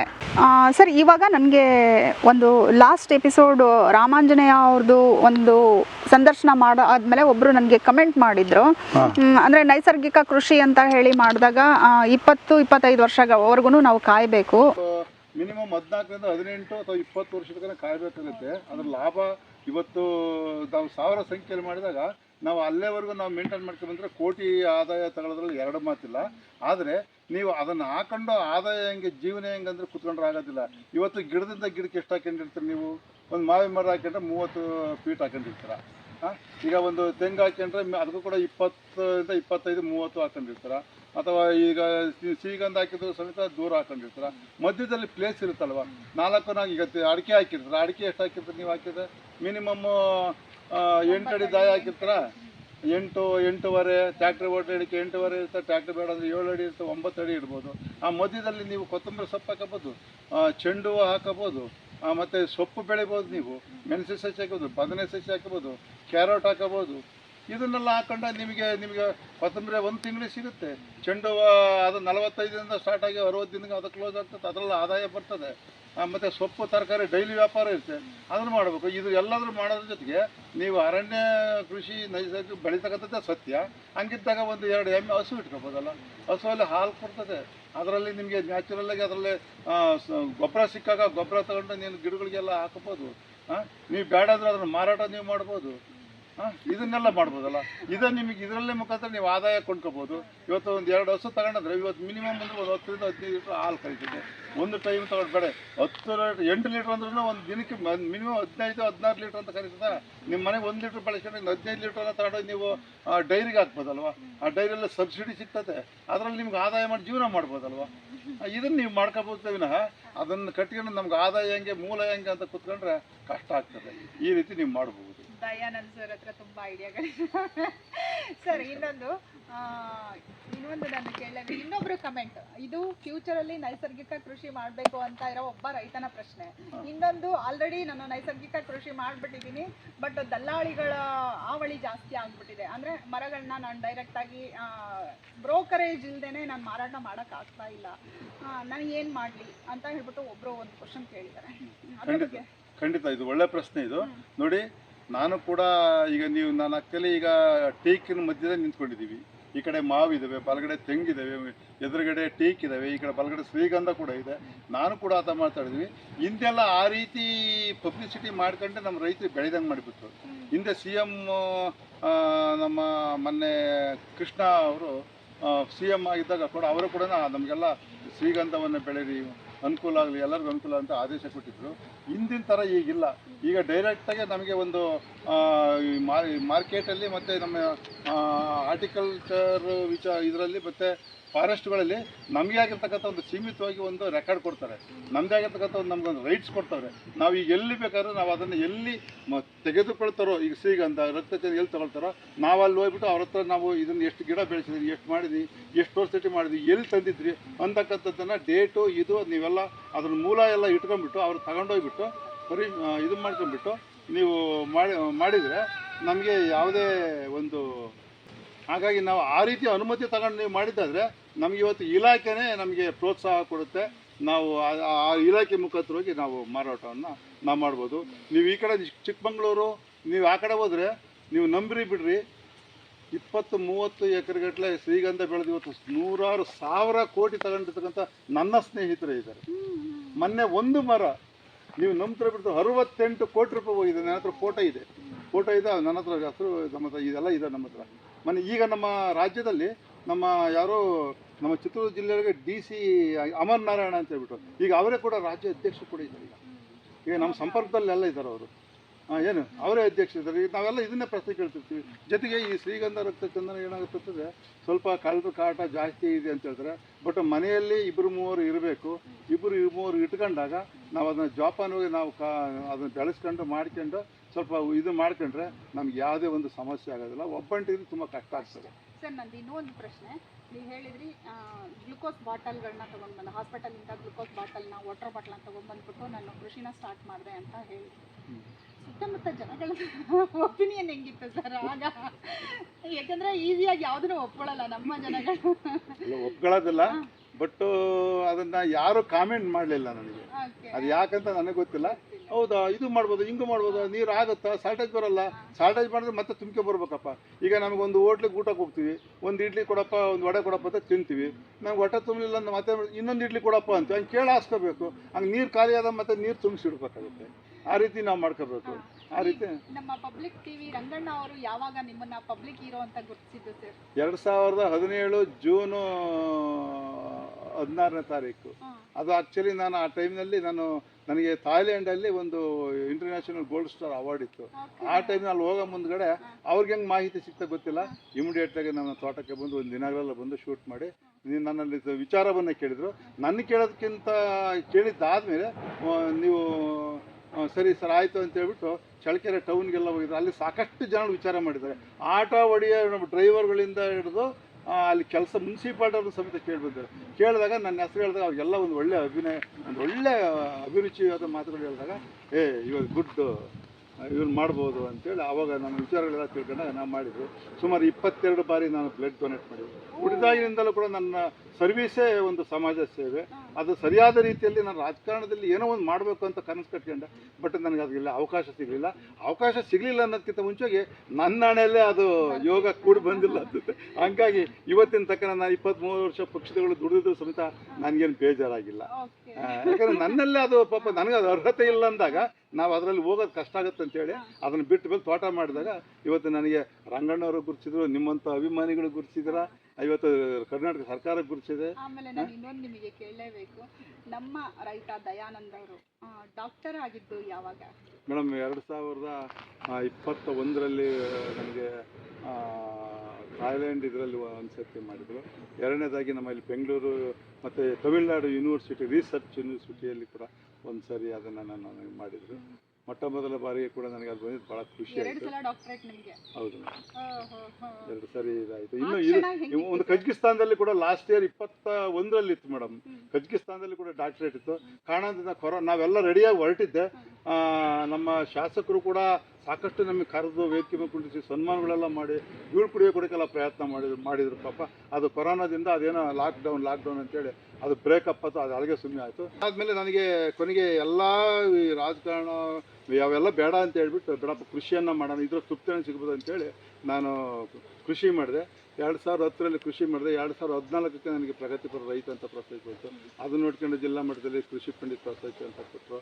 ನನಗೆ ಪ್ರಶಸ್ತಿ ಅಂತ ಬಂದಿದ್ದೇ ಪ್ರಗತಿಪರ ರೈತ ಅಂತ. ಅದೇ ನನ್ನ ಮೊಟ್ಟ ಮೊದಲ ಪ್ರಶಸ್ತಿ. ಮತ್ತು ನನಗೆ ಕೃಷಿ ಮಾಡಿದ್ರೆ ಪ್ರಶಸ್ತಿ ಬರುತ್ತೆ ನನಗೆ ಖಂಡಿತ ಗೊತ್ತಿರಲಿಲ್ಲ. ಆ್ಯಕ್ಚುಲಿ ಕರ್ನಾಟಕದಲ್ಲಿ ಮೊಟ್ಟ ಮೊದಲಿಗೆ ನನಗೆ ಸಿಕ್ಕಿದ್ದು ಅಂತ ಕಾಣುತ್ತೆ. ಅಲ್ಲಿಂದ ಈಗ ಬಿಡಿ, ಈಗ ಜಿಲ್ಲೆಗೂ ಕೊಡ್ತಾರೆ, ತಾಲೂಕಲ್ಲೇ ಕೊಡ್ತಾರೆ, ರಾಜ್ಯದಲ್ಲೂ ಕೊಡ್ತಾರೆ ಪ್ರಗತಿಪರ ರೈತ ಕೃಷಿ ಪಂಡಿತ್ ಪ್ರಶಸ್ತಿ ಅಂತ. ಅಲ್ಲಿಂದಲೇ ಪಬ್ಲಿಸಿಟಿ ಆಗಿತ್ತು. ನಮ್ಗೆ ಹಂಗೆ ಸಿಕ್ತು. ರಾಷ್ಟ್ರ ಬಸವರತ್ನ ಪ್ರಶಸ್ತಿ ಆಯಿತು. ಆ್ಯಕ್ಚುಲಿ ನಮ್ಮ ಜಗದೀಶ್ ಶೆಟ್ಟರ್ ಮುಖ್ಯಮಂತ್ರಿ ಆಗಿದ್ದಾಗಲೇ ನನಗೆ ಬಸವ ರಾಷ್ಟ್ರ ಪ್ರಶಸ್ತಿ ಕೂಡ ನನಗೆ ಸಿಕ್ತು. ಪ್ರಗತಿಪರ ರೈತ ಪ್ರಶಸ್ತಿ ಅಂತ ನಮ್ಮ CM ಸಿದ್ದರಾಮಯ್ಯವರು ನಮ್ಮ ಕೃಷಿ ಸಚಿವರಾಗಿರ್ತಕ್ಕಂಥ ಕೃಷ್ಣ ಬೈರೇಗೌಡರು, ಕಾಗೋಡು ತಿಮ್ಮಪ್ಪ ಅವರು ಕೂಡ ಅವಾಗ ಇದು ಮಾಡಿಕೊಟ್ರು. ಅಲ್ಲಿಂದ ಇಲ್ಲಿವರೆಗೂ ನನಗೆ ನೂರಾರು ಪ್ರಶಸ್ತಿಗಳು ಆಯ್ತು. ಮೊನ್ನೆ ಲಾಸ್ಟ್ ಇಯರು ಬೆಂಗಳೂರಲ್ಲಿ ಬಸವ ಪುರಸ್ಕಾರ ಕೊಡ್ತು, ಒಂದು ಬಸವ ಸಮಿತಿ ವತಿಯಿಂದ ಅದು ಕೊಡ್ತು. ರಷ್ಯಾದಲ್ಲಿ ಅಲ್ಲಿ ಪ್ರಗತಿಪರ ಅಲ್ಲಿ ಎಂಥದ್ದು environment rural environment agriculture gold star award ಅಂತ ಅಲ್ಲೊಂದು ಕೊಟ್ಟು, ಆಮೇಲೆ Asia Pacific international gold star award ಅಂತ ಕೊಟ್ಟು, ಥಾಯ್ಲೆಂಡಲ್ಲಿ 2 ಸಾರಿ ಥಾಯ್ಲೆಂಡಲ್ಲಿ ಪ್ರಶಸ್ತಿಯನ್ನು ಅಲ್ಲಿ ಕೊಟ್ಟರು. ಅದಾದ್ಮೇಲೆ ಕರ್ನಾಟಕ ಸರ್ಕಾರದಿಂದ ನನಗೆ ಜೀವರಕ್ಷಕ ಪ್ರಶಸ್ತಿ ಅದೇ ಸಿದ್ದರಾಮಯ್ಯ ಸರ್ 2017ರಲ್ಲಿ. ಯಾಕೆಂದ್ರೆ ನೋಡಿ, ನಾನು 22 ಸಾರಿ ಬ್ಲಡ್ ಕೊಟ್ಟೆ ಅಂತ ಹೇಳಿದೆ. ಆಮೇಲಿಂದ ನನಗೆ ಎಲ್ಲೇ ಆಕ್ಸಿಡೆಂಟ್ ಆಗಿರಲಿ, ಎಲ್ಲೇ ಆಗಿರಲಿ, ದಯಾನಂದ ಮೂರ್ತಿ ಅಲ್ಲಿರ್ತಾನೆ. ಇವತ್ತು 108 ಫೋನ್ ಮಾಡ್ತಾರೆ ಕೆಲವರು, ಇವೆಲ್ಲ ಮಾಡ್ತಿರ್ತಾರೆ. ತೊಂದರೆ ಆದರೆ ಈ ನಮ್ಮ ಭಾಗದಲ್ಲಿ ದಯಾನಂದ ಫೋನ್ ಮಾಡಿ ಫಸ್ಟು ಅಂತಾರೆ. ಅಷ್ಟೊಂದು ಪ್ರಚಲಿತ ಆಗಿದೆ. ಅಲ್ಲಿ ಹೋಗ್ಬಿಟ್ಟು ಅವ್ರು ಶುಶ್ರೂಷೆ ಮಾಡಿಸ್ಬಿಟ್ಟು ಅವ್ರ ಖರ್ಚು ವೆಚ್ಚ ಸ್ವಲ್ಪ ನಾನು ಕೈಯಿಂದಲೇ ಕೊಡ್ತೀನಿ. 106 ಕಡೆ ಇದು ಮಾಡ್ತೀನಿ. ಎಲ್ಲ ನಮ್ಮ ಮನೆಗಳು ಬೆಂಕಿ ಬಿದ್ದು ಅಥವಾ ಸುಟ್ಟೋಗಿದ್ರೆ ಅಲ್ಲಿ ಹೋಗ್ಬಿಟ್ಟು ನೀವು ನಂಬಿಬಿಡಿ, ನನ್ನ ಬಟ್ಟೆಗಳನ್ನು, ನಮ್ಮ ಮನೆಯವರ ಬಟ್ಟೆಗಳನ್ನು ಸಮೇತ ನಾವು ದವಸ ಧಾನ್ಯವನ್ನು ಸುಮಾರು ಸಾಕಷ್ಟು ಸರಿ ನಾನು ಅದು ಕೊಟ್ಟಿದ್ದೆ. ಆ ಪತ್ರಿಕೆಯಲ್ಲೂ ಕೂಡ ಪ್ರಕಟಣೆ ಕೂಡ ಸಾಕಷ್ಟು ಆಗಿದೆ. ಹಿಂಗಾಗಿ ಅಲ್ಲಿಂದ ಇಲ್ಲೇವರೆಗೂ ಕೂಡ ಸಮಾಜ ಸೇವೆ ಜೊತೆಗೆ ನನ್ನ ಜೀವನ ಮತ್ತು ನನ್ನ ಕೃಷಿ ಇದರಲ್ಲೂ ಸಮೇತ ನಾನು ಇದು ಮಾಡ್ಕೊಂಡು ಇಲ್ಲಿ ತನಕ ನಾನು ಕೂಡ ಬಂದಿದ್ದೀನಿ. ಒಬ್ಬ ಕಲಾವಿದನಾಗಿ ಕೂಡ ಗೊತ್ತಿದ್ದಾರೆ. ಸಿನಿಮಾ ಫೀಲ್ಡ್ಗೂ ಸಮೇತ ನಾನು ಹೋಗಿ ಬಂದೆ. ಅಲ್ಲಿ ಜಿಮ್ನಾಸ್ಟಿಕ್ ಪ್ಲೇಯರ್ ಅನ್ನಿಸ್ಕೊಂಡೆ. ಎಲ್ಲಾದ್ರ ನಡುವೆ ಇದೆರಡು ಅಂದ್ರೆ ಈ ಎರಡು ವಿಭಾಗಕ್ಕೆ ಹೆಂಗೆ ಹೋದ್ರಿ ಸರ್? ಚಿಕ್ಕ ವಯಸ್ಸಿಂದ ಆಟ ನಾನು kabaddi player, kho kho player, long jump, high jump, any one all-round player madam. ನಾನು ಆ್ಯಕ್ಚುಲಿ ಇಂಟರ್ನ್ಯಾಷನಲ್ವರೆಗೂ ನಾನು ಸ್ಪೋರ್ಟ್ಸಲ್ಲಿ ಹೋಗ್ಬೇಕಾಯಿತು. ಸೆಲೆಕ್ಷನ್ ಆದೆ. ಕಾರಣಾಂತರದಿಂದ ಕೆಲವು ರಾಜಕೀಯ ಒತ್ತಡಗಳು ಎಲ್ಲೆಲ್ಲ ಏನೋ ನಮ್ಮ ಗ್ರಾಮಾಂತರ ಪ್ರದೇಶದ ನಮ್ಮಂಥರನ್ನ ಹಿಂದ್ಗಡೆ ಕುಂಡ್ರಿಸಿದ್ದು, ಹಿಂದ್ಗಡೆ ಸೀಟ್ ಕೂತ್ಕೊಂಡು ಮುಂದಕ್ಕೆ ಹೋಗಲಿಲ್ಲ. ಅದು ಎಲ್ಲ ಒಂದು ಕಡೆಗೆ ಮುಂದೆ ಬಂದೆ ಅಂದರೆ ಒಂದು ವಾಚ್ಮ್ಯಾನ್ ಕೆಲಸ ಮಾಡೋಕ್ಕೆ ಹೋಗಿ ಅಲ್ಲಿ ಸಚಿನ್, ಗಂಗೂಲಿ, ದ್ರಾವಿಡ್, ರಿಕಿ ಪಟಿಂಗು, ಅದಾದೇನು ನಾನು ಕ್ರಿಕೆಟ್ ಜಾಸ್ತಿ ನೋಡ್ತಿರಲಿಲ್ಲ. ಆದರೂ ಎಲ್ಲ ಒಂದು ಕಡೆ ಅವ್ರು ನಮಗೆ ಸಂಬಂಧ ಬೆಳೆಯಂಗಾಯಿತು. ಅವ್ರಿಗೆ ಸರ್ವಿಸ್ ಕೊಟ್ಟೆ. ಅದು ಔಟ್ಲುಕ್ ಮ್ಯಾಗ್ಝಿನಿಗೆ ಬಂತು. ಔಟ್ಲುಕ್ ಮ್ಯಾಗ್ಝಿನಲ್ಲಿ ಇವತ್ತು ದೇಶ ವಿದೇಶದಲ್ಲಿ ಒಬ್ಬ ಫಾರಿನರ್ಸು ಫಾರಿನ್ನಲ್ಲಿ ಔಟ್ಲುಕ್ ಮ್ಯಾಗ್ಝಿನ್ ತಗೊಂಡು ಓದ್ಕೊಂಡು ಪ್ಲೇಟಲ್ಲಿ ಬಂದು ಫೋಟೋ ನೋಡ್ಬಿಟ್ಟು ಇವು ವೆಸ್ಟರ್ನ್ ಸೆಕ್ಯೂರಿಟಿ ಅಂದ್ಕೊಂಡು ಆ ಬುಕ್ಕಲ್ಲಿ ಸೀಟ್ ಕಿತ್ಕೊಂಡು ಅದು ಬಿಸಾಡಿ ಹುಡುಕೊಂಬಂದು ನನಗೆ ಆ ಸೀಟ್ ಕೊಟ್ಟರು. ಅದು ಕೊಟ್ಟಾಗ ನಾನೊಂದು 20 ಬುಕ್ ಖರೀದಿ ಮಾಡಿದೆ. ಈಗ ನನ್ನ ಹತ್ರ ನಾನು ಬುಕ್ ಕೊಡ್ತೀನಿ, ತೋರಿಸ್ತೀನಿ ನಿಮಗೆ ಬುಕ್ಗಳಿರೋದು. ಅಲ್ಲಿ ಬಂತು. ಅಲ್ಲಿಂದಲೇ ಅವತ್ತೇ ನಾನು ಇಂಟರ್ನ್ಯಾಷನಲ್ ಸ್ಪೋರ್ಟ್ಸಲ್ಲಿ ಇರಬೇಕಾಯಿತು. ಇವತ್ತು ಸಚಿನ್ ಗಂಗೂಲಿ ಇವ್ರ ಜೊತೆ ಫೋಟೋ ಜೊತೆಗೆ ಇಂಟರ್ನ್ಯಾಷನಲ್ ಆಗಿದ್ದೀನಲ್ಲ ಅನ್ನೋದು ಖುಷಿ ಆಯಿತು. ಬಟ್ ಎಲ್ಲ ಒಂದು ಕಡೆ ಅದೆಲ್ಲ ಮುಗಿದು ಕೃಷಿ ಮಾಡಿದಾಗ ಇವತ್ತು ಅದೇ ಕೃಷಿ ನನ್ನನ್ನು ಎಂದು ಸ್ಪೋರ್ಟ್ಸಲ್ಲಿ ನಾನು ಅಂತಾರಾಷ್ಟ್ರೀಯ ಮಟ್ಟದಲ್ಲಿ ಬೆಳಿಬೇಕಾಯಿತು. ಅದು ಕೃಷಿಯಲ್ಲಿ ನನ್ನ ಕೃಷಿ ಅಭಿಮಾನಿಗಳು, ರೈತರು ಅಭಿಮಾನಿಗಳು ನನಗೆ ಇವತ್ತು ಸಾರ್ವಜನಿಕರು ನನ್ನನ್ನು ಎತ್ತಿ ಮೇಲೆ ಎತ್ತಿ ಎತ್ತಿ ಎತ್ತಿ ಇವತ್ತು ಅಂತಾರಾಷ್ಟ್ರೀಯ ಮಟ್ಟದ ಒಬ್ಬ ಪ್ರತಿಭೆ ಕೃಷಿಕ ಅಂತೇಳಿ ನನಗೆ ಗುರುತಿಸಿದ್ರಲ್ಲ, ಅದಕ್ಕಿಂತ ಸಂತೋಷ ನನಗೆ ಇನ್ನೊಂದಿಲ್ಲ. ಹಾಗಾಗಿ ನನಗೆ ಈ ಥರ 106 ಪ್ರಶಸ್ತಿಗಳು, ಅವಾರ್ಡ್ಗಳು ಬಂದು. ಅಂತಾರಾಷ್ಟ್ರೀಯ ಮಟ್ಟ ಅಂತ ಹೇಳಿದ್ರಲ್ಲ, ಇವಾಗ ನೀವು ರಷ್ಯಾಗೋದೆ, ನಾನು ಜಪಾನ್ಗೋದೆ ಅಂತ ಎಲ್ಲ ಹೇಳಿದ್ರಲ್ಲ, ಆ ಅನುಭವ ಹೆಂಗಿತ್ತು ಸರ್? ಏಕೆಂದರೆ ನಮ್ಮ ರೈತರು ಯಾರಿಗೂ ಕಡಿಮೆ ಇಲ್ಲ. ಒಂದು ಕಾಲದಲ್ಲಿ ಸುಯಿಸೈಡ್ ಮಾಡ್ಕೊಳ್ಳೋ ಅಂಥ ರೈತರು ತುಂಬ ಜನ ಇದ್ದರು. ಹೆಂಗೆ ಅಂದರೆ ಸಾಲ ತೀರ್ಸೋಕ್ಕಾಗಲ್ಲ, ಮಳೆ ಇಲ್ಲ ಅಂತ ಹೇಳ್ಬಿಟ್ಟು ಸಾಲದ ಸುಳಿನಲ್ಲಿ ಸಿಲುಕಿ ನೂರಾರು ಸಾವಿರಾರು ಲಕ್ಷಾಂತರ ರೈತರುಗಳು ಆತ್ಮಹತ್ಯೆ ಮಾಡ್ಕೊಂಡಿರೋ ಅಂಥ ಎಷ್ಟೋ ಇವತ್ತು ಉದಾಹರಣೆಗಳು ಹಿಂದೆ ಇತ್ತು ಸರ್. ಬಟ್ ಇವತ್ತು ಅದೇ ನಮ್ಮ ರೈತ ಕುಲ ಅಥವಾ ನಮ್ಮ ರೈತ ಮನೆತನಗಳು ಅಥವಾ ರೈತರು ಇವತ್ತು ಫಾರಿನ್ ಹೋಗ್ತಾರೆ ಅಥವಾ ಅಂತಾರಾಷ್ಟ್ರೀಯ ಮಟ್ಟದಲ್ಲಿ ಗುರುತಿಸ್ಕೊಳ್ತಾರೆ. ಅದು ಯಾವುದರಲ್ಲಿ? ಇದೇ ಕೃಷಿನಲ್ಲಿ ಗುರುತಿಸ್ಕೊಳ್ತಾರೆ ಅಂತ ಅಂದರೆ ಎಷ್ಟು ಬದಲಾವಣೆ ಆಗಿದೆ ಸರ್ ನಮ್ಮ ಕೃಷಿಯಲ್ಲಿ. ಖಂಡಿತ ಖಂಡಿತ ಮೇಡಮ್, ಖಂಡಿತ. ಇದು ಭಾಳ ಅದ್ಭುತವಾದ ಪ್ರಶ್ನೆ ಇದು. ಯಾಕೆಂದರೆ ರೈತ ಸ್ವಾಭಿಮಾನಿ, ಹೌದು, ಭಾಳ ಸ್ವಾಭಿಮಾನಿ ರೈತ. ಯಾರಿಗೂ ಸಲ್ಯೂಟ್ ಹೊಡೆಯೋಕ್ಕೆ ಹೋಗೋದಿಲ್ಲ, ಯಾರಿಗೂ ಇದು ಮಾಡೋಕ್ಕೆ ಹೋಗೋದಿಲ್ಲ. ತಾನು ದುಡಿತಾನೆ, ತಾನಂತೂ ತನ್ನ ಹೊಲ ಆಯ್ತು, ತನ್ನ ಹೊಲ ಮನೆ ಆಯಿತು, ತನ್ನ ಕುಟುಂಬ ಆಯ್ತು ಅಂತ ದುಡಿತಾನೆ. ಆದರೆ ಅವ್ನಿಗೆ ಯಾವುದೇ ಲಾಭದಾಯಕ ಇಲ್ಲ. ಆದರೆ ಇತ್ತೀಚಿನ ಒಂದು ಇದರಲ್ಲಿ ಈಗ ಮಾಧ್ಯಮಗಳಲ್ಲಿ, ಟಿ ವಿಗಳಲ್ಲಿ ನಾವೆಲ್ಲ ನೋಡಿದಾಗ ಹೌದು ಹಿಂಗೆಲ್ಲ ಮಾಡ್ಬೋದಾ, ನಾವು ಯಾಕೆ ಮಾಡ್ಬೋದು, ನಾವು ಯಾಕೆ ಬೆಳಿಬಾರ್ದು ಅನ್ನೋವರೆಗೂ ನಮ್ಮ ಮನಸ್ಸಿಗೆಲ್ಲ ಬಂದಾಗ ಎಲ್ಲ ಒಂದು ಕಡೆಗೆ ಸರ್ಕಾರದಿಂದ ಈ ಚೀನಾ ಪ್ರವಾಸ ಕೃಷಿಗೆ, ಮತ್ತು ಮಾರಿಸಸ್ಸು, ಮತ್ತು ಕೆಲವೊಂದು ಇಸ್ರೇಲು, ಈ ಕಡೆ ಎಲ್ಲ ನಾವು ಕೃಷಿ ಭಾಳ ಫಾರ್ವರ್ಡ್ ಇದ್ದಾವೆ ಅಂತೇಳಿ ಕೆಲವಾರು ಸಾರಿ ಕಳಿಸ್ಕೊಟ್ರು. ಕೆಲವಾರು ಸತಿ ನನಗೂ ಕೂಡ ಅವಕಾಶ ಸಿಕ್ಕಿತ್ತು ಅಂದ್ಕೊಂಡಿದ್ದೆ. ಕಾರಣಾಂತರದಿಂದ ನನಗೆ ಅವಕಾಶ ಸಿಗಲಿಲ್ಲ. ಆದರೆ ನಾನು ಬಿಡಲಿಲ್ಲ. ಅಲ್ಲಿ ಅವಕಾಶ ವಂಚಿತನಾದ್ರೂ 3 ತಿಂಗಳಿಗೆ ನಾನು ಒಂದು ಇನ್ನೊಂದು ದೇಶಕ್ಕೆ ಹೋಗ್ತಕ್ಕಂಥ ಅವಕಾಶ ಸಿಕ್ತಲ್ಲ, ಅದೇ ನನ್ನ ಪುಣ್ಯ ಅಂದ್ಕೊಂಡೆ, ಅದೇ ನನ್ನ ಸಾಧನೆ ಅಂದ್ಕೊಂಡೆ. ನಾನು ಅಲ್ಲಿಂದ ಇಲ್ಲಿವರೆಗೂ ನಾನು ಹೋಗ್ತಲೇ ಇದ್ದೀನಿ. ನಾನು ಖಂಡಿತ ಖಂಡಿತ ಖಂಡಿತ ಖಂಡಿತ ಖಂಡಿತ ಅದ್ರ ಕತೆ ಭಾಳ ಇದೆ ಬಿಡಿ. ಹಾಗಾಗಿ ನಾವು ಆ ಒಂದು ಸಾಧನೆ ಮಟ್ಟದಲ್ಲಿ ನಾವು ಆ ಕಡೆ ನೋಡಿದಾಗ ನಮ್ಮ ಇಂಡಿಯಾಕ್ಕೂ ಬೇರೆ ಕಂಟ್ರಿಗೂ ತಗೊಂಡ್ರೆ ಲಾಟ್ ಆಫ್ ಡಿಫ್ರೆನ್ಸ್ ಇದೆ. ಆದರೆ ನಮ್ಮ ಇಂಡಿಯಾದರ ಸ್ವಾಭಿಮಾನಿಗಳು ಪ್ರಾಮಾಣಿಕರು. ನಮ್ಮ ಭೂಮಿ ನಮಗೇ ಮೇಲು, ನಮ್ಮ ಗಾಳಿ ನಮಗೇ ಮೇಲು. ನಾವು ಭಾರತೀಯರು, ಕನ್ನಡಿಗರು. ಎಷ್ಟು ಹೇಳಿದ್ರೆ ಕಮ್ಮಿನೇ. ಆದರೆ ಆ ಕಡೆ ಹೋದಾಗ ಆ ಕಡೆ ಒಂದು ನೇಚರೇ ಒಂದು ಸ್ವಲ್ಪ ಬೇರೆ ಇರುತ್ತೆ. ಅಲ್ಲಿ ಕ್ಲೀನ್ನೆಸ್ ಇರ್ಬೋದು, ಅಲ್ಲಿನ ಒಂದು ಸಿಟಿಗಳು, ಅಲ್ಲಿನ ಮನೆಗಳು, ಅಲ್ಲಿನ ಜನ, ವಾತಾವರಣ, ಅಲ್ಲಿನ ಊಟ ಉಪಚಾರ ಎಲ್ಲದೂ ಚೇಂಜ್. ಎಕ್ಸಾಂಪಲ್ ತಗೊಂಡ್ರೆ, ಈಗ ನಾವು ಒಂದು ವೆಹಿಕಲ್ ತಗೊಂಡ್ರೆ ನಾವು ಲೆಫ್ಟೇ ಹೋಗ್ಬೇಕು. ನಮ್ಮದೊಂದು ವೆಹಿಕಲ್ ತಗೊಂಡ್ರೆ ಅದಕ್ಕೆ ಅದು ರೈಟ್ಗೆ ಡ್ರೈವಿಂಗ್ ಇರುತ್ತೆ, ಲೆಫ್ಟ್ ನಾವು ಕೂತ್ಕೊಂತೀವಿ. ಆ ಭಾಗದಲ್ಲಿ ಲೆಫ್ಟ್ ಡ್ರೈವಿಂಗ್ ಇರುತ್ತೆ, ರೈಟು ನಾವು ಆ ಕಡೆ ಕೂತ್ಕೊಳ್ತೀವಿ. ಆ ಕಡೆ ಹೋಗ್ಬೇಕಾದ್ರೆ ಬಲಭಾಗದಿಂದ ರೈಟಿಂಗ್ ಹೋಗ್ಬೇಕು, ಅಲ್ಲಿ ಬಲಭಾಗ ಎಡಗಡ ಸಿಗ್ನಲ್ ತಾಡಿ ತಿರುಗಬೇಕು. ನಮ್ಮ ಕಡೆ ಹಂಗಲ್ಲ, ಲೆಫ್ಟ್ ಹೋದ್ರೆ ಲೆಫ್ಟ್ ಹೋಗ್ಬೇಕು, ರೈಟ್ ಹೋದ್ರೆ ಲೆಫ್ಟ್ ಹೋಗ್ಬೇಕು. ಅದೊಂದು ಒಂದು ವಿಶೇಷ ಇದೆ. ನಾನು ಸುಮಾರು ದೇಶಗಳು ನೋಡಿದಾಗ ಎಲ್ಲ ಕೂಡ ಅದೇ ಥರ ಇದೆ. ಬಟ್ ಅಲ್ಲಿನ ರಸ್ತೆಗಳು ಏನಾಗಿದ್ದಾವೆ ಅಂದರೆ ಸುಮಾರು 8-10 ದಶಪಥ ರಸ್ತೆಗಳು, ಎಲ್ಲ ಒನ್ ವೇ, ಎಲ್ಲ ಸಿಗ್ನಲ್ಲು. ಇವತ್ತು ನಾನೊಬ್ಬ ಹಳ್ಳಿ ಗಾಡಿಯಿಂದ ಒಂದು ಫಾರಿನ್ ಕಂಟ್ರಿಗೆ ಹೋಗಿದ್ದೀನಿ. ಈ ಕಡೆಯಿಂದ ನಾನು ಆ ಕಡೆಗೆ ಹೋಗ್ಬೇಕಂದ್ರೆ ನಾವೇ ದಡಕ್ಕಂದು ನುಗ್ಗೋಗ್ಬಿಡ್ತೀವಿ. ಅಲ್ಲಿ ಸುಮಾರು 1 ಕಿಲೋಮೀಟರ್ ದೂರ ಬರೋ ವೆಹಿಕಲ್ ಕಣ್ಣಿ ನಾವು ಕಂಡ್ರೆ, ನಾವು ಯಾವುದೋ ಗಾಡಿ ಬರುತ್ತಲ್ಲ ಅಂತ ಹೇಳ್ಬಿಟ್ಟು ನಾವು ಅರ್ಧಕ್ಕೆ ಹೋಗಿ ವಾಪಸ್ ಓಡೋಗ್ಬಿಟ್ರೆ ಅವ್ರು ಯಾವುದೇ ಕಾರಣಕ್ಕೂ ಮುಂದಕ್ಕೆ ಬರೋಲ್ಲ, ಅಲ್ಲೇ ಸ್ಟಾಪ್ ಆಗುತ್ತೆ ಆ ಗಾಡಿ. 1 ಕಿಲೋಮೀಟರ್ ದೂರ ಇರೋ ಗಾಡಿ, ಕಾರ್ಗಳು 100 ಕಾರ್ ಬಂದ್ರೆ ಅಲ್ಲೇ ನಿಂತ್ಕೊಂತವೆ. ಮತ್ತು ನಾನು ಆ ಕಡೆ ಹೋಗೋವರೆಗೂ ಅವ್ರು ಬರೋದೇ ಇಲ್ಲ. ಮನೆ ಇಳಿದು ಕೈ ಮುಗಿದು ನೀವು ಹೋಗಿ ಅಂತಾರೆ, ನಾವು ಹೋಗಂಗಿಲ್ಲ, ಅವ್ರು ಬಿಡೋಂಗಿಲ್ಲ. ಯಾಕಂದ್ರೆ ಅಲ್ಲಿ ರೂಲ್ಸ್ ಹಂಗಿದೆ. ಯಾಕಂದ್ರೆ ಅದ್ರ ಮೀರಿ ಹೋಗಿ ಏನನ್ನ ಹೆಚ್ಚು ಕಡಿಮೆ ಆಯ್ತಂದರೆ ಲೈಫ್ ಹಂಗೆ ಅವ್ರ ಕಡೆಗೆ ಈ ಡ್ರೈವಿಂಗ್ ಲೈಸೆನ್ಸ್ ಬಂತು, ಮತ್ತು ಲೈಫ್ ಲಾಂಗ್ ಅವ್ರ ಜೀವನನೇ ಇಲ್ಲ. ಅದನ್ನು ನಾನು ತಿಳ್ಕೊಂಡು ಬಂದೆ. ಹಂಗಾಗಿ ಕೊನೆಗೆ ಯಾರೋ ಬಂದ್ಬಿಟ್ಟಿಲ್ಲ, ಪ್ಲೀಸ್ ಅವಾಗ ಅವ್ರು ಹೇಳ್ದೆ. ನಾನು ಆ ಕಡೆ ಹೋದಾಗ ಅವಾಗ ಒಂದರಿಂದ ಒಂದು ಗುಯ್ ಅಂದ್ರೆ ಆಮೇಲೆ ವಿಚಾರ ಕೇಳಿದ್ರೆ ಹಿಂಗೆ ಅಂತ ಹೇಳಿದ್ರು. ನಾನು ಸಾರಿ ಆಯ್ತು, ತಪ್ಪಾಯ್ತಲ್ಲ ಅಂದ್ಕೊಂಡು. ಯಾಕಂದರೆ ಅಲ್ಲೆಲ್ಲ ಜೀಬ್ರಾ ನೋಡಿ. ಇದುವರೆಗೂ ನಮ್ಮ ಕರ್ನಾಟಕದಲ್ಲಿ ಸುಮಾರು ದೇಶಗಳು ನೋಡ್ಕೊಂಬಂದೆ, ಯಾರು ನಮ್ಮನ್ನು ಈ ಪ್ರಶ್ನೆ ಕೇಳಿಲ್ಲ. ಅಲ್ಲಿ ಅನುಭವ ಹೆಂಗಿತ್ತು, ಆ ರಸ್ತೆ ಹೆಂಗಿತ್ತು, ಊಟ ಹೆಂಗೆ, ನೀರು, ಯಾರೂ ಕೇಳಿದಿರಲಿಲ್ಲ. ಅದೊಂದು ನೋವಿತ್ತು ನನಗೆ. ಎಷ್ಟೋ 100 ವೇದಿಕೆ ಹಂಚ್ಕೊಂಡೆ, ಯಾರು ಕೇಳೋಕ್ಕೆ ಯಾರಿಗೂ ಅದು ಇಂಟ್ರೆಸ್ಟ್ ಇಲ್ಲ. ಅದೊಂದು ನೋವಿತ್ತು. ಇವತ್ತು ನಿಮ್ಮ ಸಾಧಕರ ಮಾತು ನಿಮ್ಮ ಕಡೆಯಿಂದ ನನಗೆ ಅದನ್ನು ಹೇಳಲಿಕ್ಕೆ ಒಂದು ಸಂತೋಷ. ಯಾಕಂದ್ರೆ ನಮ್ಮ ರೈತ ಅದೇ ಹೇಳಿದ್ನಲ್ಲ ಸರ್, ಆತ್ಮಹತ್ಯೆ ಅಂಚಿನಲ್ಲಿರುವಂತ ರೈತರು ಇವತ್ತು ಫಾರಿನ್ಗೆ ಹೋಗ್ತಾರೆ ಅಂದ್ರೆ ಸುಮ್ಮನೆ ಬದಲಾವಣೆ ಆಗಿಲ್ಲ ಸರ್. ಇದು ಒಂದು ಕ್ರಾಂತಿ ಅಂತಾನೆ ಹೇಳ್ಬೋದು. ಅದು ಹೆಮ್ಮೆ ವಿಚಾರ ಅಲ್ವಾ? ಫಾರಿನಲ್ಲಿ ಹೋಗಿ ನಿಂತ್ಕೊಂಡು ಆ ಕ್ಷಣ ಹೆಂಗಿತ್ತು ಸರ್? ನಾನು ಫಾರಿನಿಗೆ ಬಂದ್ಬಿಟ್ಟಿದ್ದೀನಿ ಅಂತ ಹೇಳ್ಬಿಟ್ಟು ಆ ಕ್ಷಣ ತುಂಬ ಸಂತೋಷ. ನಮ್ಮ ರೈತ ಸಂಘಟನೆಗಳೆಲ್ಲ ನಮ್ಮನ್ನು ಗುರುತಿಸಿ 100 ವೇದಿಕೆ ಕೊಟ್ಟಾಗ ನಾನು ರೈತರಿಗೆ ಒಂದೇ ಮಾತು ಹೇಳಿದೆ, ಈಸಬೇಕು, ಇದ್ದು ಜಯಿಸಬೇಕು. ಮನುಷ್ಯನಿಗೆ ಬರೋದು ಬೇರೆ ಮರಗಳಿಗೆ ಬರೋದಿಲ್ಲ. ಹಂಗಾಗಿ ಯಾವತ್ತೂ ಸಾಯುವ ಯೋಚನೆ ಮಾಡಬೇಡಿ. ನಾವು ಬದುಕಿ ತೋರಿಸೋಣ, ದೇಶಕ್ಕೆ ಅನ್ನ ಹಾಕುವವರು ನಾವು ಕೊಡುವವರೇ ಹೊರತು ಬೇಡುವವರಲ್ಲ. ನಾವು ಬೇಡುವವರು ಆಗಬಾರ್ದು. ನಾವು ಆ ರೀತಿ ಮಾಡೋಕೆ ಹೋದ್ರೆ ನಮಗೆ ವ್ಯಾಲ್ಯೂ ಇಲ್ದಂಗೆ ಆಗುತ್ತೆ ಅಂತೇಳಿ ಈಗ ಬದಲಾವಣೆ ಮಾಡಿದ್ವಿ. ಥಾಯ್ಲ್ಯಾಂಡ್ ಮತ್ತು ದುಬೈಗೆ ಫಸ್ಟ್ ಹೋದೆ. ನಮ್ಮ ಮನೆಯವ್ರಿಗೆಲ್ಲ ಸಾಕಷ್ಟು ನಾವು ಕರೆದು ಅವಕಾಶ ಕೊಡೋಕೆ ಹೋದೆ. ಅವರೆಲ್ಲ ಎದುರಿಬಿಟ್ರು, ಬರಲಿಲ್ಲ. ಇಲ್ಲಪ್ಪ ನಾವೊಂದು ರಾಟೆ ಹತ್ತಕ್ಕೆ ಎದುರುತ್ತೀವಿ. ಇಲ್ಲಪ್ಪ ಬೇಡಪ್ಪ, ನೀವು ಫಸ್ಟ್ ಹೋಗಿ ಬಂದು. ಅದು ನಾವು ಫಸ್ಟ್ ಟೈಮ್ ಹೋದಾಗ ಅದೇನೋ ಗೊತ್ತಿಲ್ಲ, ನನಗೆ ಯಾವತ್ತು ಏನೂ ಅನ್ನಿಸ್ಲೇ ಇಲ್ಲ. ಆ ಪ್ಲೇಟ್ ಹತ್ತಿದಾಗ ಒಟ್ಟು ವಿಮಾನ ಹತ್ತಿದ್ದೀನಿ. ವಿಮಾನ ಮೇಡಮ್, ಒಂದು ಸತ್ಯವಾದ ಮಾತು ಹೇಳ್ತೀನಿ. ನಾನು 2000ರಲ್ಲಿ ನಾನು ಮದುವೆ ಆಗಿದ್ದು. ಮದುವೆ ಆದಾಗ ಒಳ್ಳೆ ಅದು ಒಂದು ರೀತಿಯಲ್ಲಿ ಬೇಸಿಗೆ ಕಾಲ ಮೇಲೆ ಮಲಗ್ತಾ ಇದ್ದೀವಿ. ಆ ಮಲಗಿದಾಗ ಸುಮಾರು ಪ್ಲೇಟ್ಗಳು ಹೋಗವು. ನಾನು ಸುಮ್ಮನೆ 12 ಗಂಟೆವರೆಗೂ ಒಂದು ಕ್ಯಾಮ್ರಾ ಹಿಡ್ಕೊಂಡು ಫೋಟೋ ಹಿಡ್ಕೊಳ್ಳೋದು, ವಿಮಾನ ತಗೊಳ್ಳೋದು, ಇದು ಮಾಡ್ತಿದ್ವಿ. ಈಗ ಬಂತು, ಇನ್ನೊಂದು ಬಂತು, 2 ನಿಮಿಷಕ್ಕೆ ಇನ್ನೊಂದು ಬಂತು. ಇದನ್ನು ನೋಡ್ತಾ ಅದೇನೋ ಗೊತ್ತಿಲ್ಲ, ನಾವು ಒಂದಿನ ಹೋಗ್ಬೇಕು ಅಂತ ನನ್ನ ಮನೆ ಹತ್ರ ಹೇಳ್ತಾ ಇದ್ದೆ. ಅದೇನೋ ಅತಿ ಶೀಘ್ರದಲ್ಲೇ ಕೂಡಿ ಬಂತು. ಒಂದು ಸತಿ ಹೋಗೋದು ನಾನು 16 ಸರಿ ಯೋಗ.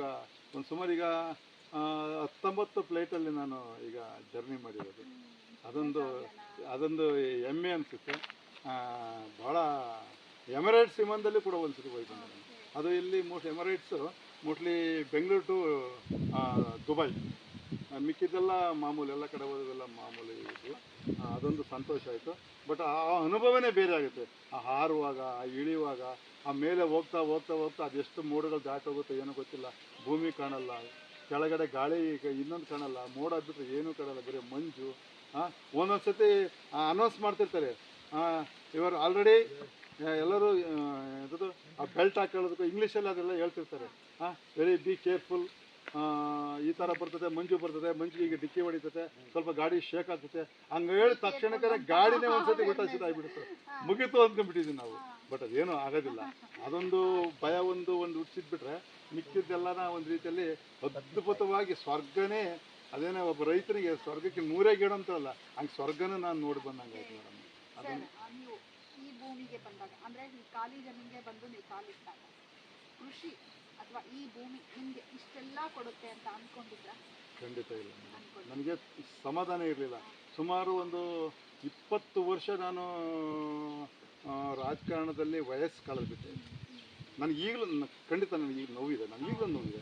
ಅದನ್ನು ನಾನು ಬಳಸ್ಕೊಂಬೋದು ಹೆಂಗೆ, ಉಳಿಸ್ಕೊಳ್ಳೋದು ಹೆಂಗೆ, ಅದನ್ನ ತೀರಿಸ್ಕೊಳ್ಳೋದು ಹೆಂಗೆ ಅನ್ನೋ ಈಗಲೂ ಚಿಂತನೆ ಮಾಡ್ತಾ ಇದ್ದೀನಿ ನಾನು. ಬಟ್ ಅದು ಭಾಳ ನೋವಿತ್ತು. ಏನೆಲ್ಲ ಹಿಂಗೆ ಮುಂಚೆನೇ ಇದು ಗೊತ್ತಾಗಿದ್ರೆ ಏನೆಲ್ಲ ಮಾಡ್ಬೋದಾಯ್ತಲ್ಲ.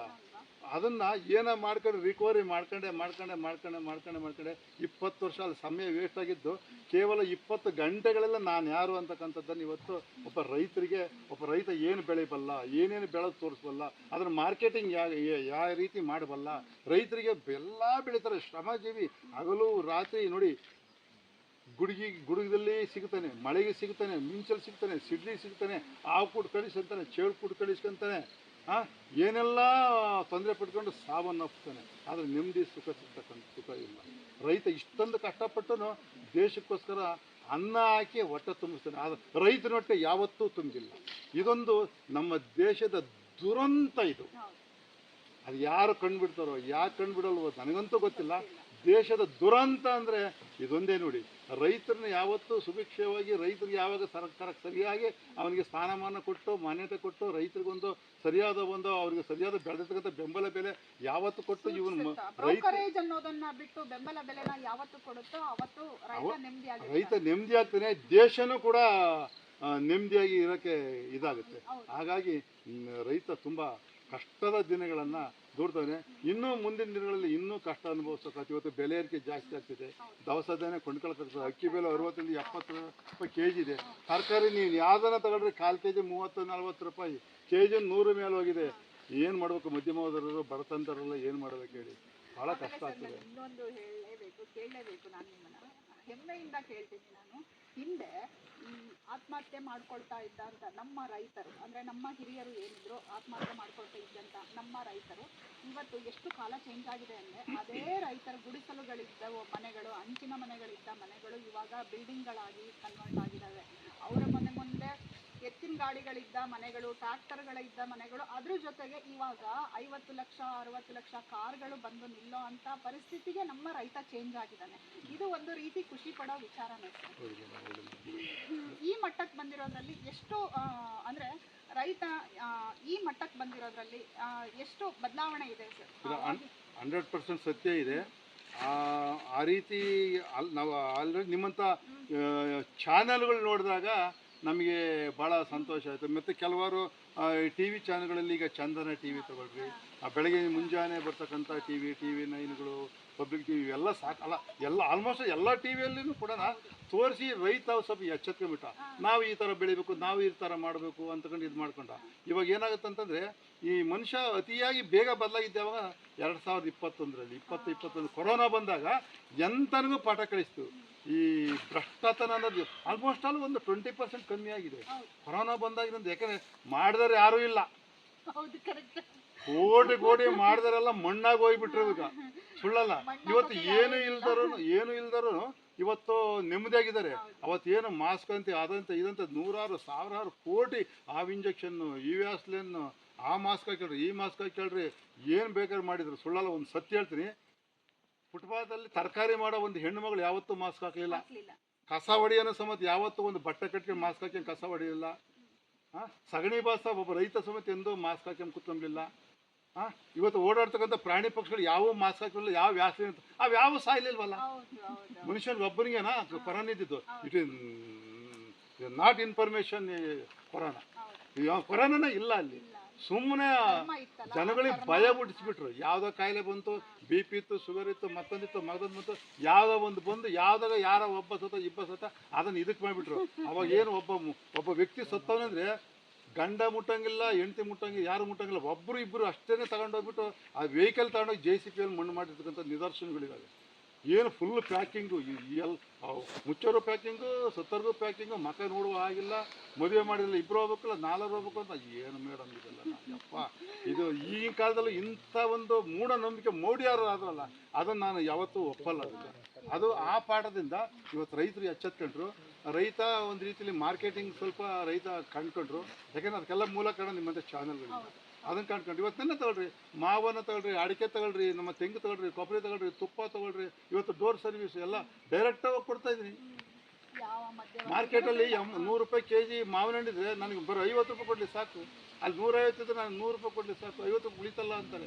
ಈ ರೀತಿ ಮಾಡೋದ್ರಿಂದ ನಮ್ಮ ರೈತರು ಕೂಡ ಒಂದು ರೀತಿ ಸಮಾಧಾನವಾಗಿ ಬಂದಿದ್ದಾರೆ. ಇತ್ತೀಚೆಗೆ ಈ ಟ್ರ್ಯಾಕ್ಟರ್ಗಳನ್ನು ಮತ್ತು ವೆಹಿಕಲ್ಗಳನ್ನು ಕೂಡ ನಾವು ಯಾಕಂದರೆ ಸರಿಸಮನಾಗಿರಬೇಕು, ನಾವು ಚೆನ್ನಾಗಿ ಬರಬೇಕಂತ ಇತ್ತೀಚೆಗೆ ಒಂದು 5% ಮಾತ್ರ ಎಚ್ಚೆತ್ಕೊಂಡಿರೋದು. ಎಲ್ಲರೂ ಆಗಿಲ್ಲ ಮೇಡಮ್, ಎಲ್ಲರೂ ಆಗಬೇಕು, ಎಲ್ಲರೂ ಮುಂದೆ ಬರಬೇಕು ಅನ್ನೋದು ನನ್ನ ಒಂದು ಆಶಯ. ಹಾಗಾಗಿ ಇವತ್ತು ಪ್ರತಿಯೊಬ್ಬ ರೈತ ನೋಡಿ, ಇವತ್ತು ಇನ್ನೊಂದು ಈ ಪ್ರಶ್ನೆಗೆ ಹೇಳ್ಬೇಕಂದ್ರೆ 100 ಜನ ರೈತರಲ್ಲಿ 5 ಜನ ಮಾತ್ರ ಸ್ವಲ್ಪ ಮುಂದೆ ಬಂದಿದ್ದಾರೆ. ಇನ್ನು 95% ಅವ್ರ ಮನೇಲಿ ಒಂದು TVS ಬೈಕ್ ಇಲ್ಲ. ಈಗಲೂ ಎತ್ತಿನ ಗಾಡಿ ಹೊಡಿತಾರೆ, ಸೈಕಲ್ ಸೈಕಲ್ಲೇ ಹೊಡಿತಾರೆ. ಇವತ್ತು 10 ಎಕರೆ, 20 ಎಕರೆ, 50 ಎಕರೆ, 100 ಎಕರೆ ತೋಟ ಕಟ್ಕೊಂಡಿರೋದ್ರೆ ಇವತ್ತು ಕೂಡ ನಾನು ಸಾಲಗಾರನಾಗಿದ್ದೇನೆ.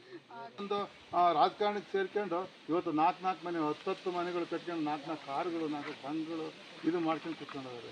ದುಡಿಯೋನಿಗಿಲ್ಲ, ಮಧ್ಯದಾಗ ಬಂದವ್ರಿಗೆ ಇದೆಲ್ಲ ಬಂದಿದೆ, ಮಧ್ಯವರ್ತಿಗಳು ಇದಾಗುತ್ತೆ. ಅದಕ್ಕೆ ಹಿಂದಿನ ದಿನಗಳಲ್ಲಿ ನಾವು ಮಧ್ಯವರ್ತಿಗಳನ್ನು ಅವಲಂಬಿಸಿ ಮಾಡೋದು ಬೇಡ.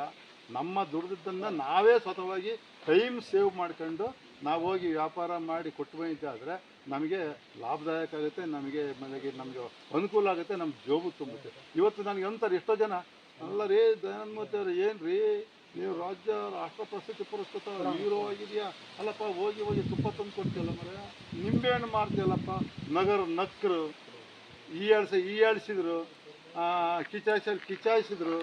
ಸುಳ್ಳಲ್ಲ, ಅದು ಹೇಳ್ಬಾರ್ದು. ಅದಕ್ಕೆಲ್ಲದಕ್ಕೂ ಕೂಡ ನಾನು ಸ್ಮೈಲ್ ಕೊಟ್ಕೊಂಡು ಹೋದ್ನೆ ಹೊರತು ಯಾವತ್ತೂ ನಾನು ಇಂಜರಿಲಿಲ್ಲ.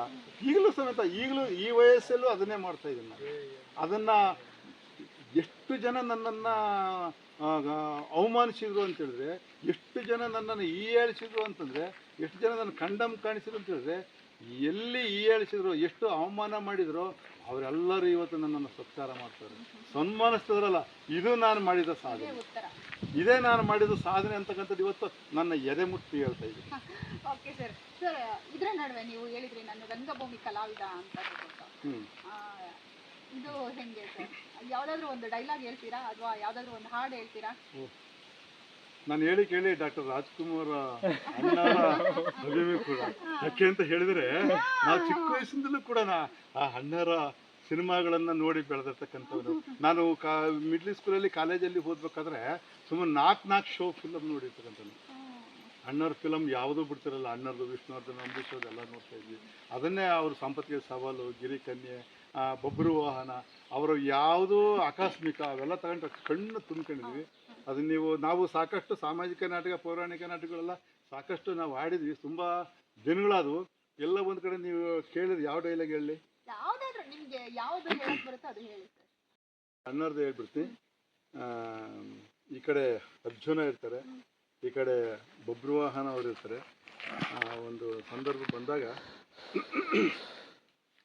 ಏನು ಪಾರ್ಥ, ಕೆಂಗಣಿಯಿಂದ ಕೆಕ್ಕರಿಸಿ ನನ್ನನ್ನು ನೋಡಿ ಗೆಲ್ಲಲಾರೆ. ಈಗ ಆ ಶಕ್ತಿ ನಿನ್ನಲ್ಲಿ ಇಲ್ಲ. ಪರಮ ಪತಿರತೆಯನ್ನು ನಿಂದಿಸಿದ ಮರುಕ್ಷಣವೇ ನಿನ್ನ ಪುಣ್ಯವೆಲ್ಲ ಹುರಿದು ಹೋಗಿ ಪಾಪದ ಮೂಟೆ ನಿನ್ನ ಹೆಗಲ ಹತ್ತಿದೆ. ಎತ್ತು ನಿನ್ನ ಗಾಂಡೀವ. ಪರಶಿವನಿಂದ ಪಡೆದ ಆ ನಿನ್ನ ಪಾಶುಪತಾಸ್ತ್ರ ನನಗೂ ಸ್ವಲ್ಪ ತಿಳಿಯಲಿ, ಅಥವಾ ಪರಶಿವನನ್ನು ಗೆದ್ದೆ ಎಂಬ ಅಹಂಕಾರ ನನ್ನಿಂದಲೇ ಮಣ್ಣಾಗಲಿ. ಮಠಾಂಧ, ಅವರಿವರನ್ನು ಕೊಂದೆ ಎಂಬ ಅಹಂಕಾರದಿಂದ ಕೊಬ್ಬಿದ ಮೂರ್ಖ, ಸುರಲೋಕದಲ್ಲಿ ಸುರಪಾನ ಮಾಡಿ ಮತ್ಸ್ಯ ಯಾಗವನ್ನು ಭೇದಿಸಿ ರಣಾಂಗಣದಲ್ಲಿ ವೀರ ವಿಹಾರ ಮಾಡಿದ ಅರ್ಜುನನ ಭುಜಬಲದ ಪರಾಕ್ರಮ ನಿನಗೇನು ತಿಳಿದಿದೆಯೋ? ಯಾರು ತಿಳಿಯೋರು ನಿನ್ನ ಭುಜಬಲದ ಪರಾಕ್ರಮ? ಸಮರದೋಳ್ ಆರ್ಜಿಸಿದ ಆ ನಿನ್ನ ವಿಜಯಗಳ ಮರ್ಮ, ಎಲ್ಲದಕ್ಕೂ ಕಾರಣನು ಶ್ರೀಕೃಷ್ಣ ಪರಮಾತ್ಮ. ಹಗಲಿರುಳು ನೆರಳಂತೆ ತಲೆ ಕಾಯ್ದು ಕಾಪಾಡಿ ಜಯವ ತಂದಿತ್ತ ಆಯದು ನಂದನ. ಅಸಹಾಯ ಶೂರನಾಂ ಅಕ್ಷೀಣ ಫಲನೋ, ಹರನೊಡನೆ ಹೋರಾಡಿ ಪಾಶುಪತವಂ ಪಡೆದವನೋ. ಆಗ್ರಹದಳೆದುರಾಗಿ ವ್ಯಾಘ್ರನಿವನೋ ಉಗ್ರ ಪ್ರತಾಪಿ.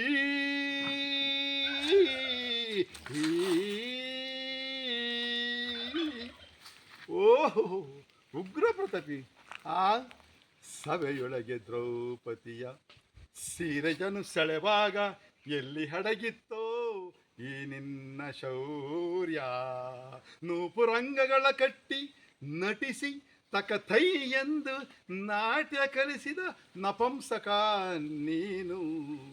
ಚಕ್ರವ್ಯೂಹದ ನುಗ್ಗಿ ಛಲದಿಂದ ಛೇದಿಸದೆ ಮಗನನ್ನು ಬಲಿ ಕೊಟ್ಟ ಭ್ರಷ್ಟ ನೀನು. ಗಂಡುಗಳಿಗೆಲ್ಲೋ ಗುಂಡಿಗೆಯು ನಿನಗೆಲ್ಲೋ ಖಂಡಿಸದೆ ಉಳಿಸುವೆ ಹೋಗು ಹೋಗಲು ಸಿಕಂಡಿ.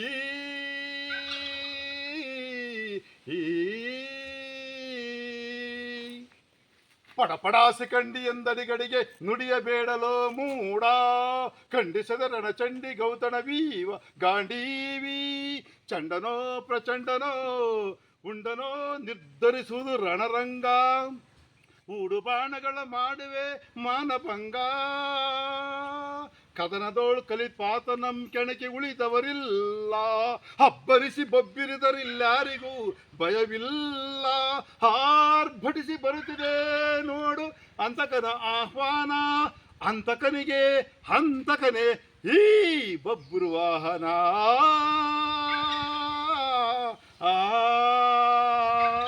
ಮುಚ್ಚು ಬಾಯಿ ಚಾರಣಿಯ ಮಗನೇ. ಹೇ ಪಾರ್ಥ, ನನ್ನ ತಾಯಿ ಜಾರಣಿಯೋ ಪತಿರತೆಯೋ ಅನ್ನೋದಕ್ಕೋಸ್ಕರನೇ ಈ ಯುದ್ಧ ಮುಗಿಯಿತು ನಿನ್ನ ಆಯಸ್ಸು.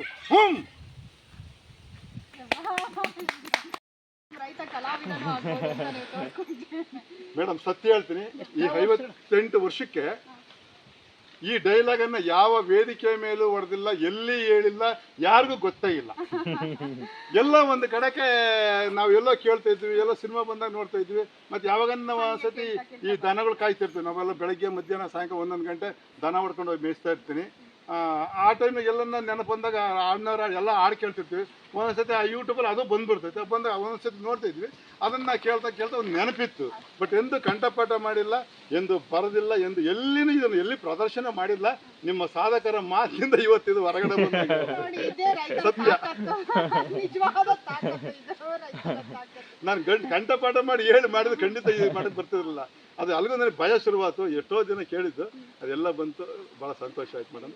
ತುಂಬಾ ಇಷ್ಟೊತ್ತು ತುಂಬಾ ಉಪಯುಕ್ತವಾಗಿರುವಂತ ಮಾಹಿತಿನ ಹಂಚ್ಕೊಂಡ್ರಿ ಸರ್. ನಮ್ಮ ರೈತ ಮನಸ್ಸು ಮಾಡಿದ್ರೆ ಏನ್ ಬೇಕಾದ್ರೂ ಮಾಡ್ಬೋದು ಅಂತ ಅನ್ನೋದಕ್ಕೆ ಸಾಕ್ಷಿ ನೀವಾಗಿರ್ತೀವಿ. ಅದಕ್ಕೋಸ್ಕರ ನಮ್ಮ ಸಾಧಕರ ಮಾತು ವೇದಿಕೆಗೆ ಇಷ್ಟೊತ್ತು ನಿಮ್ಮ ಅಮೂಲ್ಯವಾದಂತ ಸಮಯನ ಕೊಟ್ರಿ. ಅದಕ್ಕೋಸ್ಕರ ನಿಮಗೆ ತುಂಬ ಹೃದಯದ ಧನ್ಯವಾದಗಳು. ನಿಮಗೂ ಧನ್ಯವಾದಗಳು.